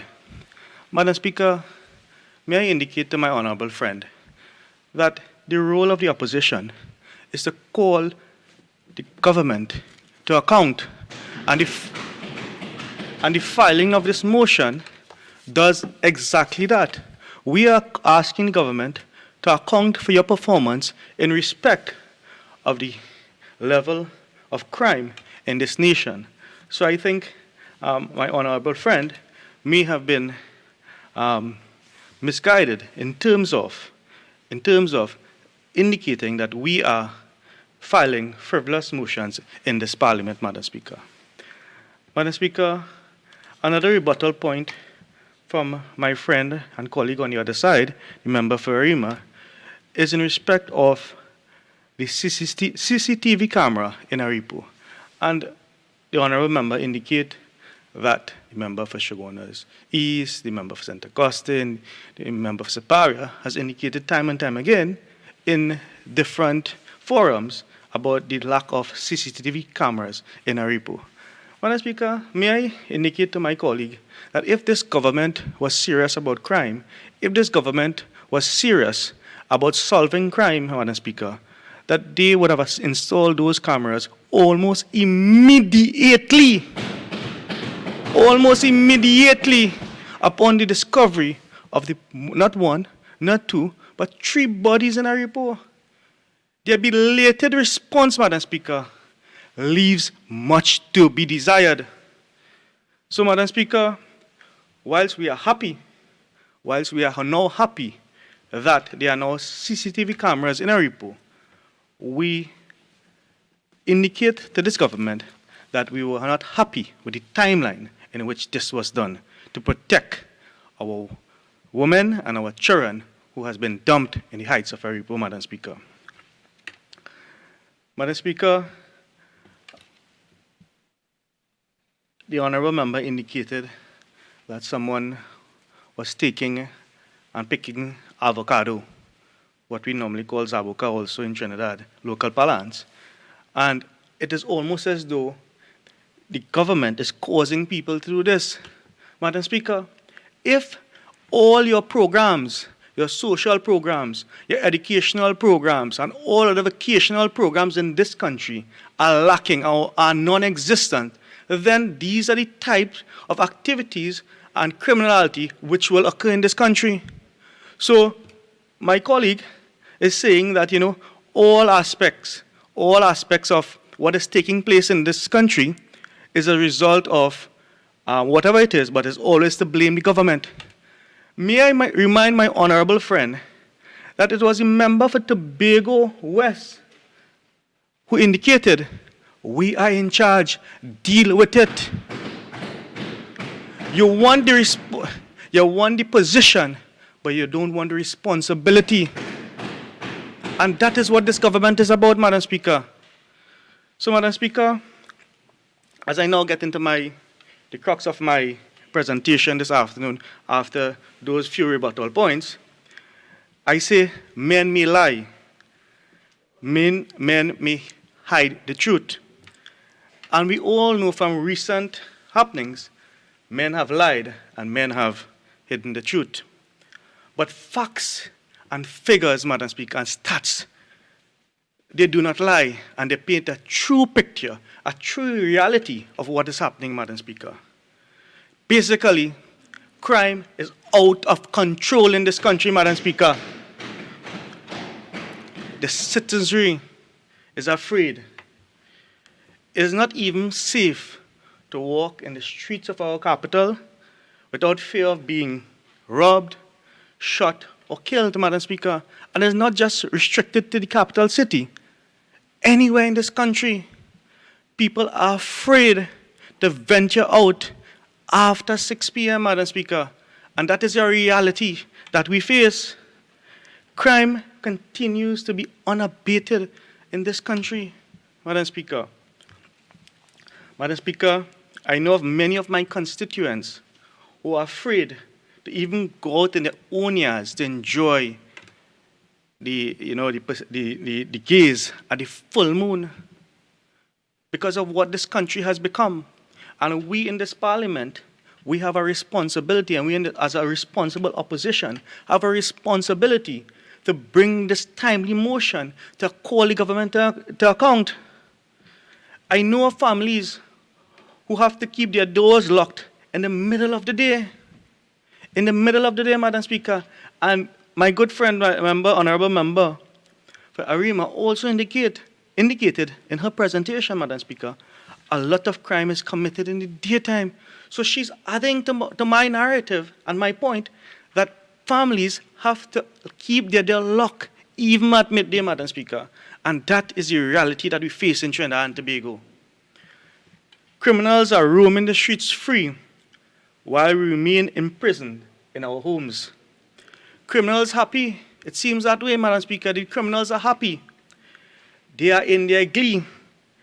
They rob and plunder, and they dance while doing so, Madam Speaker. The country will know of a robbery which took place in Penal, and not Penal, in Penal, and the person with the firearm of some sort was dancing.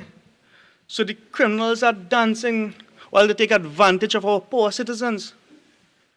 The citizens, Madam Speaker, are at the mercy of the barrel of a gun.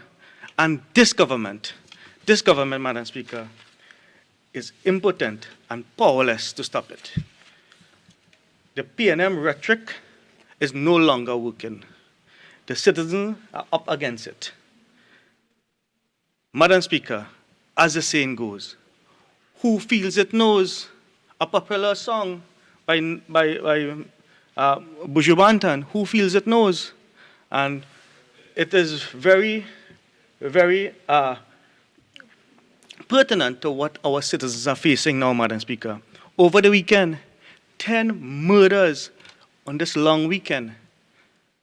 And there's little confidence that the citizens have in this government or in this administration to solve the crime woes that we now face. And to add insult to injury also, as though, Madam Speaker, we have the Commissioner of Police saying crime is not out of control. I read that in the newspaper. In response to 10 murders over the week, crime is not out of control. And where would someone like the Commissioner of Police, I mean, would he get that feeling, you know, of that feeling that, you know, crime is not out of control? It has to be that the person that he reports to has a lackluster approach. We have the member for Laventille West indicating that his duty as Minister of National Security is not to make you feel safe. Is not to make you feel safe. Imagine that. Minister of National Security, unheard about anywhere in the world, and anywhere in the world, someone has said something as damning as that, they would have been forced to resign, but not in Trinidad and Tobago, not under a PNM government, Madam Speaker. And I think that is where the crux of the issue lies. You know, sometimes you said, you know, when you're having a conversation and say, you know, admittance is the first step. You have to admit your shortcomings. But if the member for Laventille West indicates that he is not responsible for crime, or not responsible for making you feel safe, that drives what those responsible, who are reporting to him, Madam Speaker, will take a cue from him and what he has to say. So, Madam Speaker, the PNM government, Madam Speaker, is responsible for where we are today. And sadly, Madam Speaker, we did not get here today, over the last week, over the last months, over the last years, or even two. We have gotten here because of what happened in the past. It has been a protracted period, Madam Speaker, which has caused us to reach where we have reached.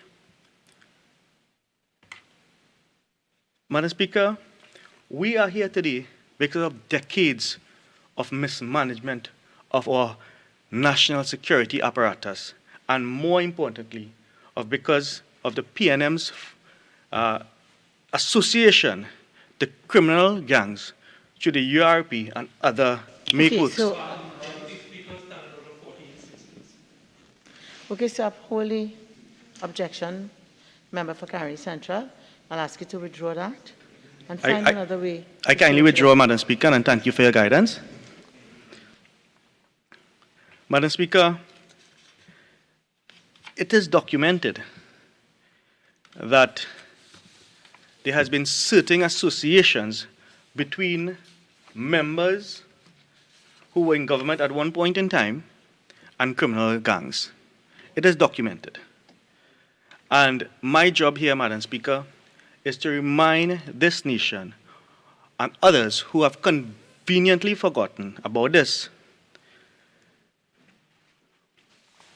Madam Speaker, to put it into some context, let me first remind of the statistics that people may have forgotten. As I say, facts do not lie.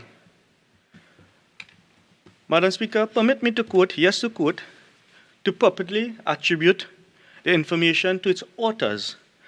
Permit me to quote from the report of the Commission of Inquiry appointed to inquire into the events surrounding the attempted coup of 27th of July 1990, published on March 2014. At paragraph 10. Madam Speaker, 48.1, please. So, member, I'll give you a little leeway to see where you're going with that, but that is about 30 years ago. This speaks to the current scenario. So I'm giving you 1 minute to see where you're going with that, and then I will intervene if necessary. Certainly, Madam Speaker. Madam Speaker, I indicated very early on that we didn't get here today, and there have been decades of mismanagement of our national security apparatus, which has caused us to be where we are today. Madam Speaker, just like, and let me draw an analogy, there have been 45,000 plus students who did not access learning via virtual means over 2 years. And, Madam Speaker, we have no indication from the Minister of Education whether upon the reopening of schools, physical school that is, whether those persons have attended school or not, whether they have dropped out, whether the Ministry of Education has reached out to these persons to offer additional assistance, seeing that for almost 2 years they did not attend school. Now, Madam Speaker, what will be the scenario? Now, I do not know the figures because the Minister of Education, we talk about data-driven activity, is yet to confirm how much of these students have actually dropped out. Let's say, for argument's sake, Madam Speaker, there are 20,000 persons who have dropped out from school over this period of time. You're looking into the future of approximately 20,000 persons who may not have the ability to earn an income. And when they do not have an ability to earn an income, Madam Speaker, in most instances, Madam Speaker, they get into a life of crime. And that is what this debate is about. It's about crime. And what we are asking the government to do is to do their homework. The member for Naparima spoke about data-driven solutions. And that is the kind of information we require of the Minister of Education and those responsible on the other side in respect of, Madam Speaker, giving the information and being held responsible for what the job that they have. So, Madam Speaker, so I say that to bring it back to the point that this crime situation that is existing today didn't happen yesterday. It's decades of mismanagement. And in 2002, according to the Commission of Inquiry, there were 36% of all murders were gang-related, and many of the victims were connected to the URP. The victims of crime, Madam Speaker, the murders, they were connected to the URP. It goes on to say, but in 2008, there were 295 recorded gang-related murders. That is to say, 54% of the total number of murders for that year, which stand at 547. Madam Speaker, when someone, look at crime rate and criminality in a country, they normally measure that by the level of murders taking place in the country. And we have consistently seen that when a PNM government is in office, that the crime statistics, and the statistics are there. It has been over and over dealt with by those on the opposite side. Okay, so, member, I will caution you that you are bordering on tedious repetition. So this is one caution. If you're going that way, this is a warning. Okay? Yeah, I'm guided, please, Madam Speaker.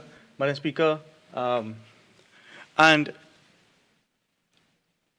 I was just saying that, Madam Speaker, to indicate that what the reality is on the ground, what the statistics say, and I will move on. My contention here, Madam Speaker, and I see my colleague from San Fernando is standing, that I think, and in my opinion, the turning point in our history, it was then when then Prime Minister, the Honorable Patrick Manning, decided to meet with community leaders,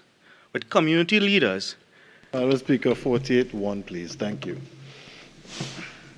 So, member, while I understand you're trying to build some context, I don't think the motion as crafted by your colleague allows for that sort of thing. He's talking about what exists now, the failure to provide measurable, smart solutions and so on. So I'd ask you to come to presently. All right, please. Madam Speaker, it says at the third recital, and whereas the government has consistently ignored and through their incompetence added to the fundamental... Member, I've ruled, please continue. Pardon, All please? right, I've ruled, please continue, okay? Thank you. Dealing with the third recital, and whereas the government has consistently ignored and through their incompetence added to the fundamental causes of crime while focusing on punitive measures instead of preventative measures. Madam Speaker, the motion speaks of the government consistently ignoring the fundamental causes of crime, and that is where I ground my presentation on to indicate that the fundamental causes of crime didn't happen yesterday. Asking for an explanation. I have already ruled. So if you want to deal with recital 3, deal with recital 3. I have already ruled on something that you wanted to speak about. Certainly, I'm not Madam asking for Speaker. justification. Madam Speaker, sometimes when persons are in opposition and when they're in government and they speak sometimes on the same issue. I'm not hearing. I'm really not hearing. Speaker, permit me to rely on a famous quote, and I will give the date of the quote. It was 18th of January 2009, and it was an Express article written by Daryl Hiralal. And this is what the person had to say. I say without fear, anyone who is directing my children towards URP is doing a disservice to my children. I don't want them in URP because the worst thing we can do is direct our children towards URP. All I have to do is to take 20 gangs, URP gangs, and make murders take place, If you Madam want Speaker, an army around me... 48.6, please. Is a quote from a media person was fired for making racist statements. No, continue. Thank you. If you want an army around me, I could get it, Because when I became an MP, I met an army, I met who used URP to set up an army, paramilitary unit, And Madam Speaker, this quote was from no other person than the Honorable Minister of National Security, Mr. Fitzgerald Haynes, who made his comments in 2003 after then Prime Minister met with community leaders at Ambassador Hotel. So that is what the Honorable Member had to say then. Order 48.1, 48.6, and 55.1b. Okay, so, member for Caroni Central, in terms of the quote, even though that's a quote that you're referring to, it becomes your statement. And I will rule that it does impute improper motives, which is 48.6. Okay, so regardless that is a quote that you're getting from the newspaper, it is really your statement. All right, so I ask you to withdraw that and continue. I kindly withdraw statement in light of your ruling. Madam Speaker, I get the feeling that my colleagues on the other side are well too familiar with where this level of crime and criminality all started. Standing Order 48.6 and 48.1b. And again, he's defying your rulings. All right, so, member, again on 48.6, okay? I'm not sure where your statement is going, but as far as what you've said, I'm cautioning you. I uphold 48.6. Please continue. Thank you, Madam Speaker. So, Madam Speaker, this permit me, as I almost wrap up, to respond to the Minister, the Honorable Minister of Education, who spoke about the awards of scholarship and bursaries in her presentation. And in her presentation, she spoke, and additionally, the member for Lava Until West also indicate one Miss Critchlow, who was granted a scholarship, and the way that it changed the lives and the livelihood of those connected to Miss Critchlow. Madam Speaker, in response, and nobody has responded really to the Minister of Education, bursaries, scholarships and bursaries would have decreased from a number of 400 in 2014 to a number of approximately 100 this year. But during all these years, there has been secret scholarships taking place from the Ministry Madam Speaker, Standing Order 55.1b. 3 speakers opposite have got into that already. I give you some leeway. Thank you, Madam Speaker. I think my colleague may have been in a different debate because I was here sitting all afternoon and no one responded to that point, please. So, Madam Speaker, what I'm saying is that there has been a Freedom of Information request made by the Indo-Trinbago Equality Council and ITEC, that is ITC, and there's an article of Wednesday, the 2nd of December 2009 by one Mr. Andre Bagu, who indicated that there has been a number of scholarships which were granted to individuals over these years.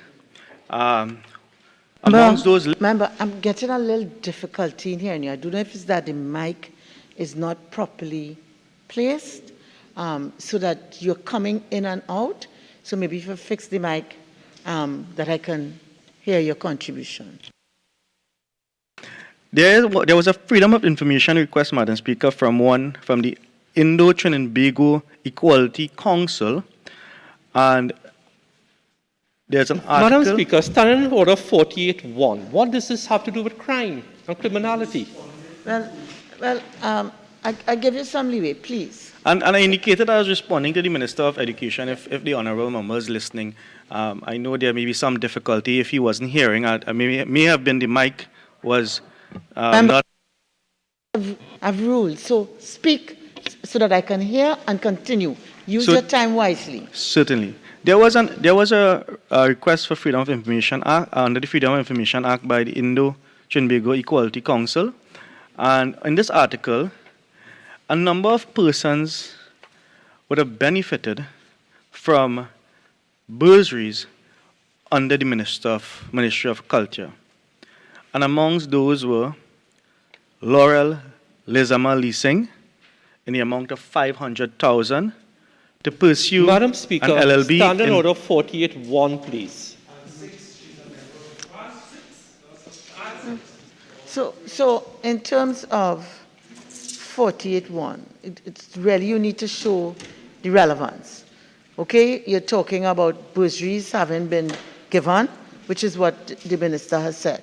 So let me hear the relevance of what you're using this information for. Yes. So, Madam Speaker, the relevance of it is that both the Minister of Education and the member for Laventille West, when he spoke about a Miss Critchlow, who would have benefited from a scholarship and the impact that scholarship would have had on the person's life in terms of getting them out of a life of crime and criminality. So, in response to that, I am just putting on record, Madam Speaker, those persons who would have benefited from scholarships under the Ministry of Culture. Speaker, Standing Order 48.1, please, and 48.6. But certainly on 48.1, I rule that it's irrelevant because this is not a debate about bursaries and scholarships. Bursaries and scholarships were mentioned in a particular context. Okay? So that I rule on 48.1 that is relevant. Please go on to something else. Thank you, Madam Speaker. Madam Speaker, in light of your ruling and in light of the notes I have made, I want to conclude my presentation here this afternoon and to express and endorse this timely motion by the member for Naparima before this House. I thank you.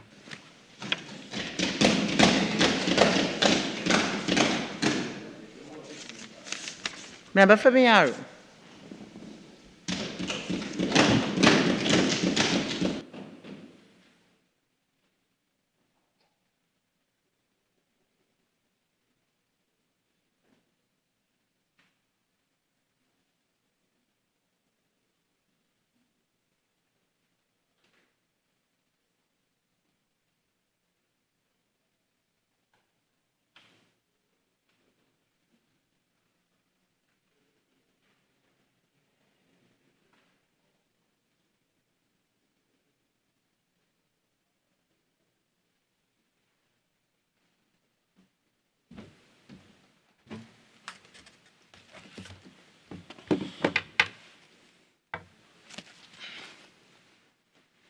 Thank you very much, Madam Speaker. Madam Speaker, I rise with mixed feelings to contribute to the debate on this motion. On one hand, I'm extremely pleased to add my voice to this, what I would call a very patriotic and conscientious motion brought by my distinguished colleague, the Honourable Member for Naparima. I warmly commend the member for bringing the dreadful state of crime to this Parliament due to his deep concern for the welfare of the people of Trinidad and Tobago, and also that we are a country that is slowly becoming, and in some space, almost the most violent small state in the entire world, Madam Speaker. Madam Speaker, I join the Honourable Member for Naparima in denouncing this administration for its failure to effectively prevent the surge of criminal activity in our country. On the other hand, Madam Speaker, I fully believe that there should have been no need for this motion if the government had delivered on all of their 2015 promises that they made during the general elections. You would recall, Madam Speaker, that there was a Minister of National Security who came to Parliament each and every Friday and boasted about a menu of measures that he said would bring an end to the crime scourge. Well, Madam Speaker, unfortunately, the minister absolutely and famously failed in that action, to the point he was removed from his cabinet post, and you could say that he is no longer on the menu as well. And Trinidad and Tobago, Madam Speaker, has now become the sixth most brutal and vicious place to live in. And that is it's not in a newsletter, Madam Speaker. Madam Speaker, in my presentation today, I would spend some time to look at the devastating effect. Standing Order 48.1, insofar as there is no source of reference, I therefore debate the relevance. It's a very dangerous statement on Hansard. So, member, if maybe you can give us your reference. Yes? Madam Speaker, I will withdraw. I don't have the exact source, but I know it was on an IDB. Madam Speaker, it was on an IDB report. So, are you withdrawing, or are you saying it in your own estimate? I will withdraw. Thank you, Madam Speaker. Madam Speaker, I would devote my presentation to look at the devastating effect of crime on business and investment in Trinidad and Tobago. And this will speak specifically to the fourth and final recital in the member for Naparima motion, which reads, and whereas the failure to effectively address crime has created social, political, economic, and cultural crisis of immeasurable proportions, Madam Speaker. Madam Speaker, it is an accepted fact that criminal activity, it hurts investments in both the domestic, or for both domestic and international entrepreneurs who are seeking opportunities here in Trinidad and Tobago. Madam Speaker, with respect to local business, the impact is obvious. Patrons run scared of indulging in nighttime entertainment and activity, especially those business activities where you have to have your cash on your person to make point of sales transaction and so on. Madam Speaker, they are afraid of walking in business districts or even patronizing your local coffee shop or even the grocery at times, Madam Speaker.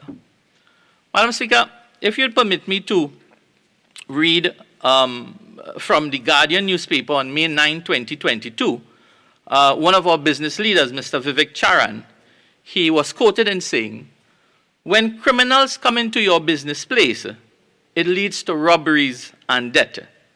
When they come to rob you, they kill you one time and then search and take what they need.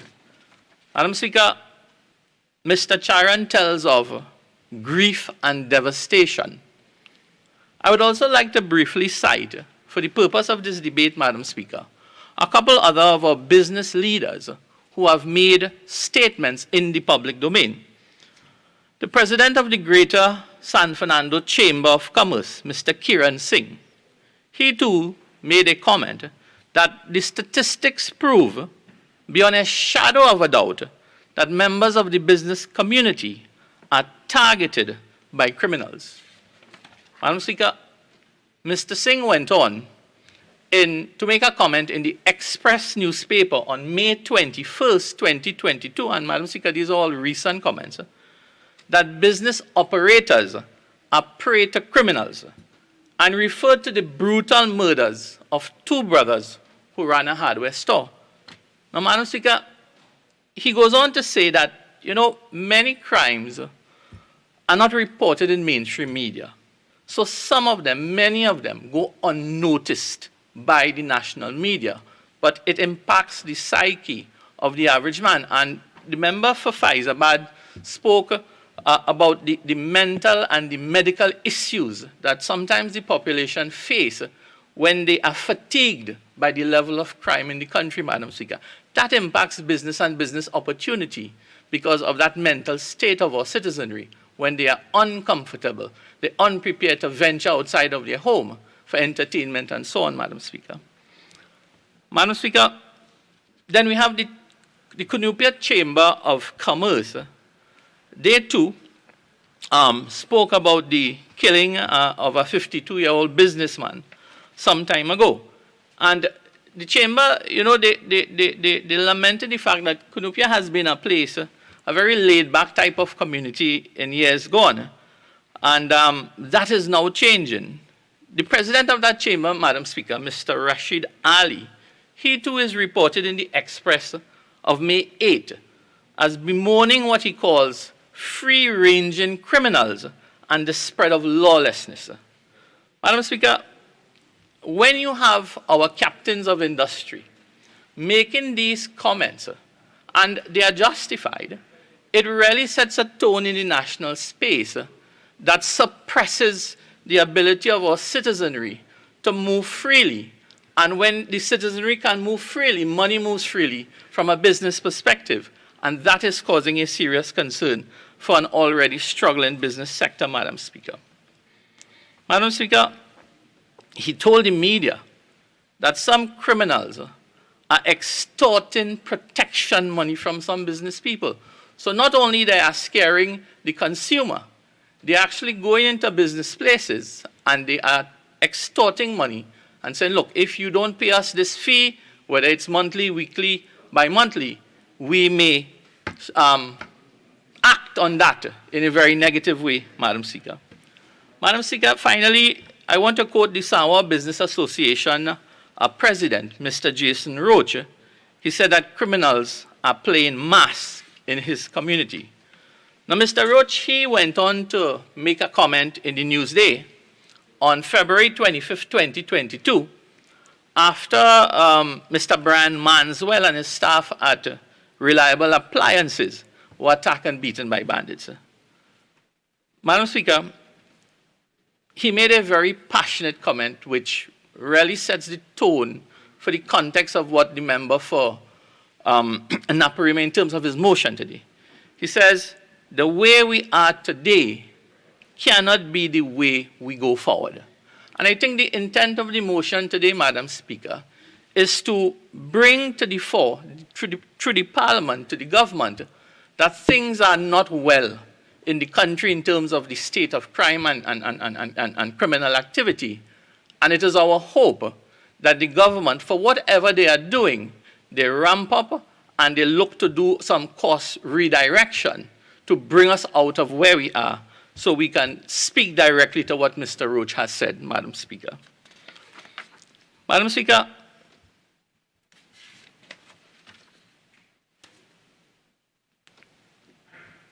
the names that we've just called in terms of the commentary that has been made in the public domain, I don't want these names to be used as statistics, as numbers, Madam Speaker.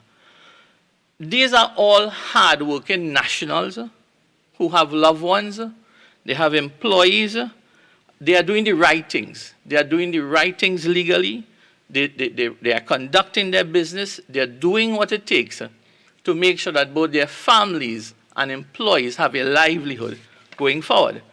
These gentlemen, these men and women are really the pillars of our society. and what you will refer to as the salt of the earth. These are all people, Madam Speaker, that are playing their part in making Trinidad and Tobago a better place for all of us. They are absolutely law-abiding citizens, Madam Speaker. However, it is no secret, it is in the public domain. The criminals have launched an attack. These very same businessmen and their employees are being robbed, murdered, and there is an increasing band of armed and sadistic bandits who do not fear being caught and prosecuted, Madam Speaker. They have no fear, absolutely. The criminals, Madam Speaker, they are turning their guns on business investors and coming right off after the COVID-19 pandemic and the struggles that business had to go through to stay afloat.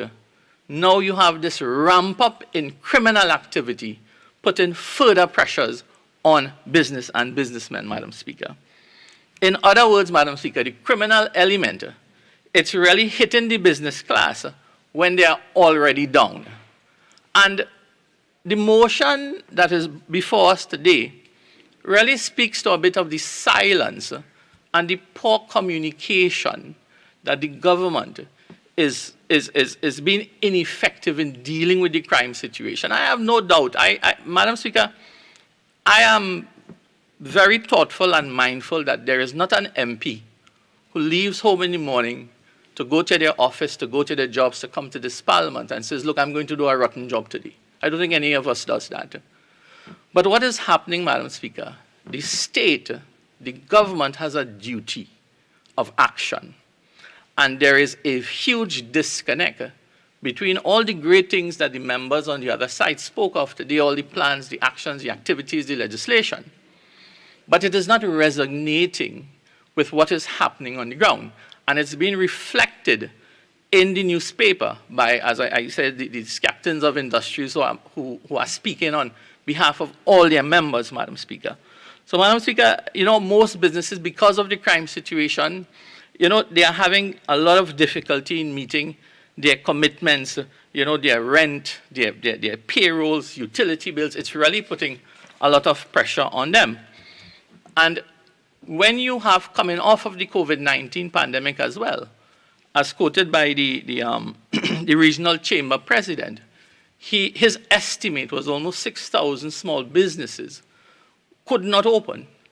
And when you have that as a starter point, and now you have the issue of crime in a lot of our urban areas, a lot of our central business areas, it's putting more pressure on them as well, Madam Speaker. Madam Speaker, what is causing some of these small businesses to have issues in meeting their commitments because of the crime situation? They now have to spend money in security. They have to spend money to install cameras, burglar proofing. There are some businesses, Madam Speaker, now in order to just get their workers, especially ones who are working on shift, they now have to pay transportation to take these workers home and back to work, at all ungodly hours because of their fear and the business's interest in protecting their employees as well. When they add these costs on top of the operational costs, Madam Speaker, it really puts them in a bind. Madam Speaker, businesses in general, they are very easy targets because, they are very, they're easy to maneuver in terms of they can't go anywhere. Businesses are stagnant. And a lot of small businesses will Madam Speaker, a lot of small businesses will always have cash on their hands. Unlike large companies that would trade in electronic commerce, a lot of credit cards and debit cards and so on, a lot of small business would always have a fair amount of cash on them, and it makes them an easy target for criminals, Madam Speaker. So, Madam Speaker, the cost of security, the fear by shoppers, and now because you have the issues of unemployment and so on, you have a ramping up in shoplifting, which is another cost that burdens small business as well. Again, it's because of the environment of lawlessness, the lack of communication, the no fear by our criminal elements, that the police takes very, very long to reach an event, there's an alarm. You find these things that combine, and it's causing a lot of businesses to go belly up as well, Madam Speaker. Madam Speaker, in doing a bit of research for the debate, I looked at some commentary by the United States Chamber of Commerce. And in their statistics, because they do a very robust statistical driven reporting system, they estimated that crime causes at least 30% of all business closures worldwide, Madam Speaker. And what I noticed, well, in the US, when businesses refer to crime, they usually mean vandalism, piracy, burglary, counterfeiting, shoplifting, and other offenses that affect profitability.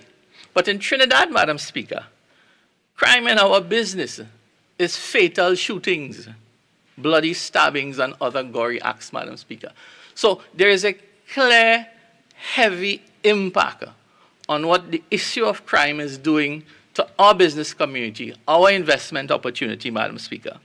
Madam Speaker, I suspect that the statistics on crime in Trinidad and Tobago, especially in the business sector, could be considerably much more higher per capita when you look at the types of crime that is entering our business places, Madam Speaker. Without having the statistics from just reading what you see in the daily newspaper, Madam Speaker, clearly the crime and criminal activities is clearly more deadly, and you have issues of, even the security guards and so on losing their lives. Madam Speaker, in Trinidad and Tobago, under this government, crime could cost you your life, Madam Speaker. Now, I've heard the member for Lopino Bonnet, my good friend, by the way, he made a case that as legislators, we are not responsible for operationalizing issues. I've heard that from the Minister of National Security as well. But in the same breath, the Honourable Member for Lopino Bonnet West accuses the former administration for locking up 3,000 or 4,000 young men sometime in 2013 and 14. That doesn't make sense, because I'm wondering if the constitutional separation that exists today, as espoused by the Minister of National Security and the Honourable Member, if that was in existence in 2013, 2014. The police had legislation to work with, the police did their job, the court ruled in a particular way. So while, at the end of the day, we are legislators here, we have to put policy in place, we have to put legislation in place, and you have to have the arms of national security do their job. But as leaders in our space, Madam Speaker, and I think one of the other members on the other side spoke about our responsibility as parliamentarians, we must espouse that leadership quality in terms of creating a safe space for our citizenry, Madam Speaker. So our language, our tone, our body language must espouse those values, Madam Speaker. Madam Speaker, what we have also that compounds the issue at times, when you have these small businesses closing, and you would know, Madam Speaker, the small and micro enterprises, or what you call family business, it is the core of your workforce. It is what keeps your economy afloat, your small and micro enterprises. And when these businesses go out, when they go out of work, the unemployment rate skyrockets. And these small businesses, are not hiring MBAs and PhDs and engineering staff. They are really hiring the low-end labor force that is required in some of these small businesses. So when you go out of business, you put these children on the breadline. And sometimes, many of them may be the sole breadwinner in their own families. So we really put them in between a rock and a hard place to mind their elderly mother or their father or their little siblings. And that too causes a problem to escalate in terms of crime and criminal activity, Madam Speaker. So, Madam Speaker, it's really, it deepens this vicious and violent cycle, which we must address, which the state must address from a leadership perspective, Madam Speaker. Madam Speaker, for the businesses that don't close down outright, many of them choose to move themselves from the area that they operate in, and they go into other areas, new areas where they feel they may have a sense of more comfort, more activity. So you stifle that original community from the benefit of your craft, your business at the end of the day as well, Madam Speaker.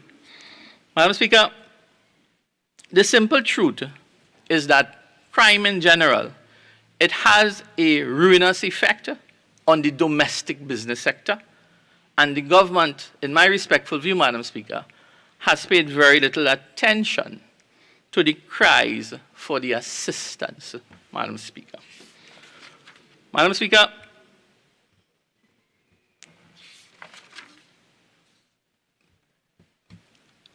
when the head of the regional chambers of commerce spoke to the media, he identified that, not only were the robberies happening with more frequency, the quality of the crime, the intensity of the crime was getting even worse. And that speaks to the frustration of the citizenry in terms of job availability, opportunities. And, Madam Speaker, you may agree with me that, when a man has to look after his family, he may stretch as much as he has to make sure he can put food on the table. So while not all of them may have a criminal intent embedded in them, but sometimes to put food on the table for your loved ones, some of them may choose to do certain things. And as the member for Rima said, stand up on the highway and chuck the zabuka from across the road. So while that is a crime, but he may be doing it to make sure he can put food on the table for his family, Madam Speaker. Madam Speaker, allow me just to identify in the couple minutes that we may have left in this debate for today, some facts that with all the resources over the years that governments put into the police service, and I mean, I commend them for working with the resources that they have, with the limited resources sometimes that they have, their detection rate is still in single digits. We have been unable to get their detection rates up in the double digits. Today, in 2022, for whatever the reason, for whatever the cause, we have not stabilized a police commissioner, Madam Speaker. And as leaders in any organization, without a functioning police commissioner, Madam Speaker, it creates a space of uncertainty, and I think the criminals, they run with that as well, Madam Speaker. Madam Speaker, the judiciary, as usual, as mentioned by the Honourable Member for San Fernando West, he has identified a suite of activities that, under his tenureship as Attorney General, he has been able to accomplish. But then why we're still moving at a snail's pace, Madam Speaker? Our remand yard is still, overflowing with men waiting on their trials, Madam Speaker. So, Madam Speaker, our borders are still porous with all the investments in vessels and so on. We still have an influx of refugees coming through our porous borders. And because of that, we have the guns.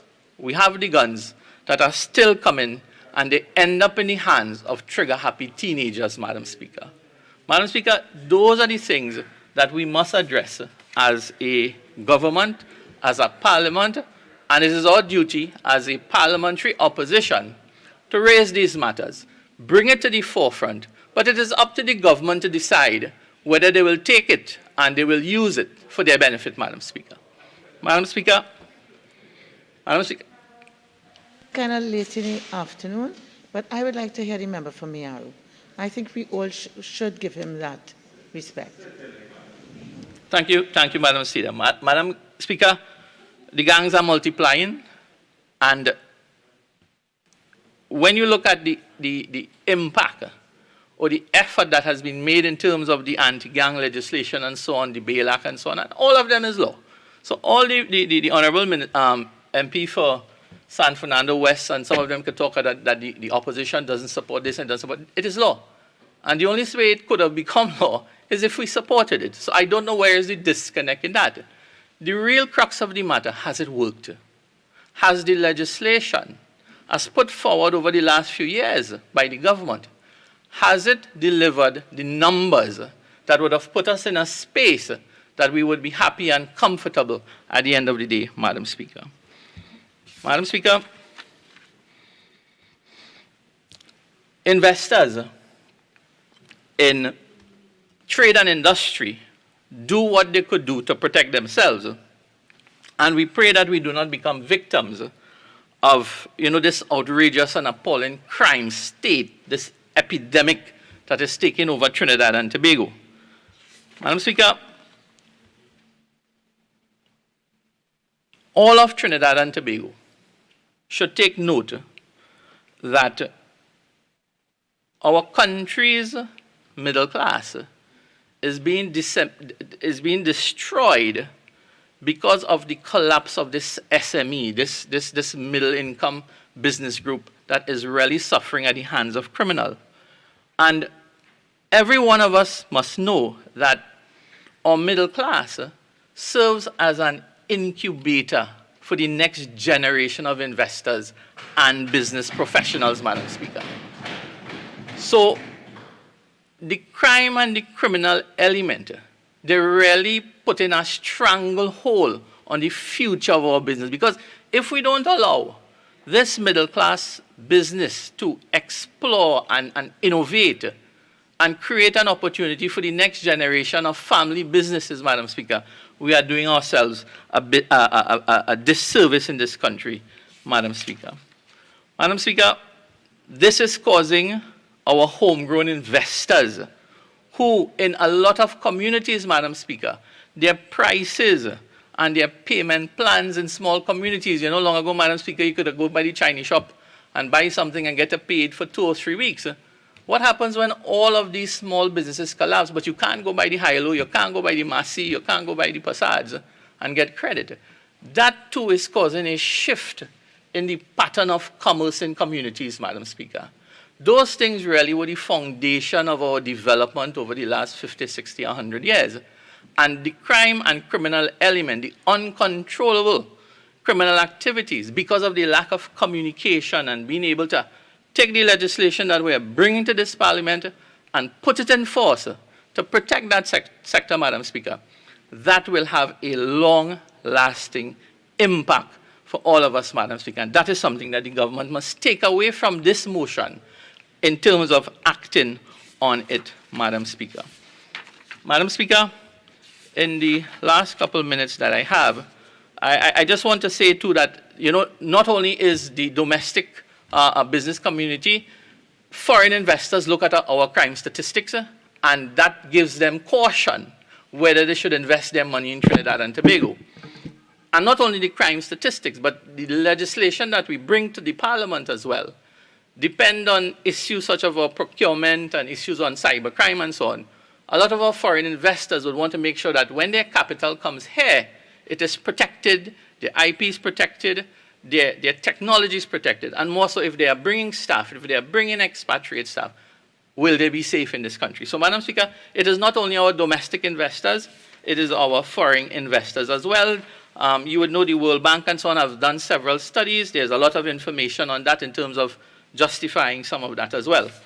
So, Madam Speaker, this has been a very quick overview on the impact of crime in terms of how it impacts our trade and investment portfolio. The evidence is all over the place, Madam Speaker. Madam Speaker, it's something that we must address. So thank you very much for the opportunity. Thank you. Member for Kamucha Manzanilla.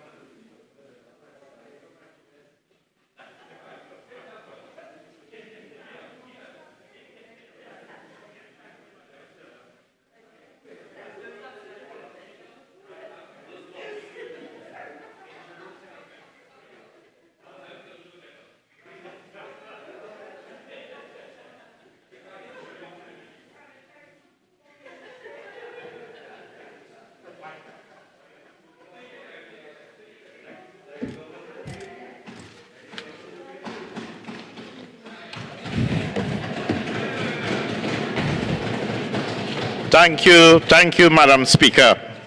I thank you for the opportunity to speak on this motion brought by the Honourable Member for Naparima on crime, which I fully endorse. Before I start, I just want to share with my colleague from Mayaro that he mentioned came from a Newsday article Friday, 27th of May, 2022, titled International NGO Trinidad and Tobago has the 6th highest crime rate. And that came from the World Population Review website, placed Trinidad and Tobago in the position ahead of Guyana, El Salvador, Brazil, and Jamaica. And that could be read on that article. So my colleague from Mayaro, you did well in bringing that.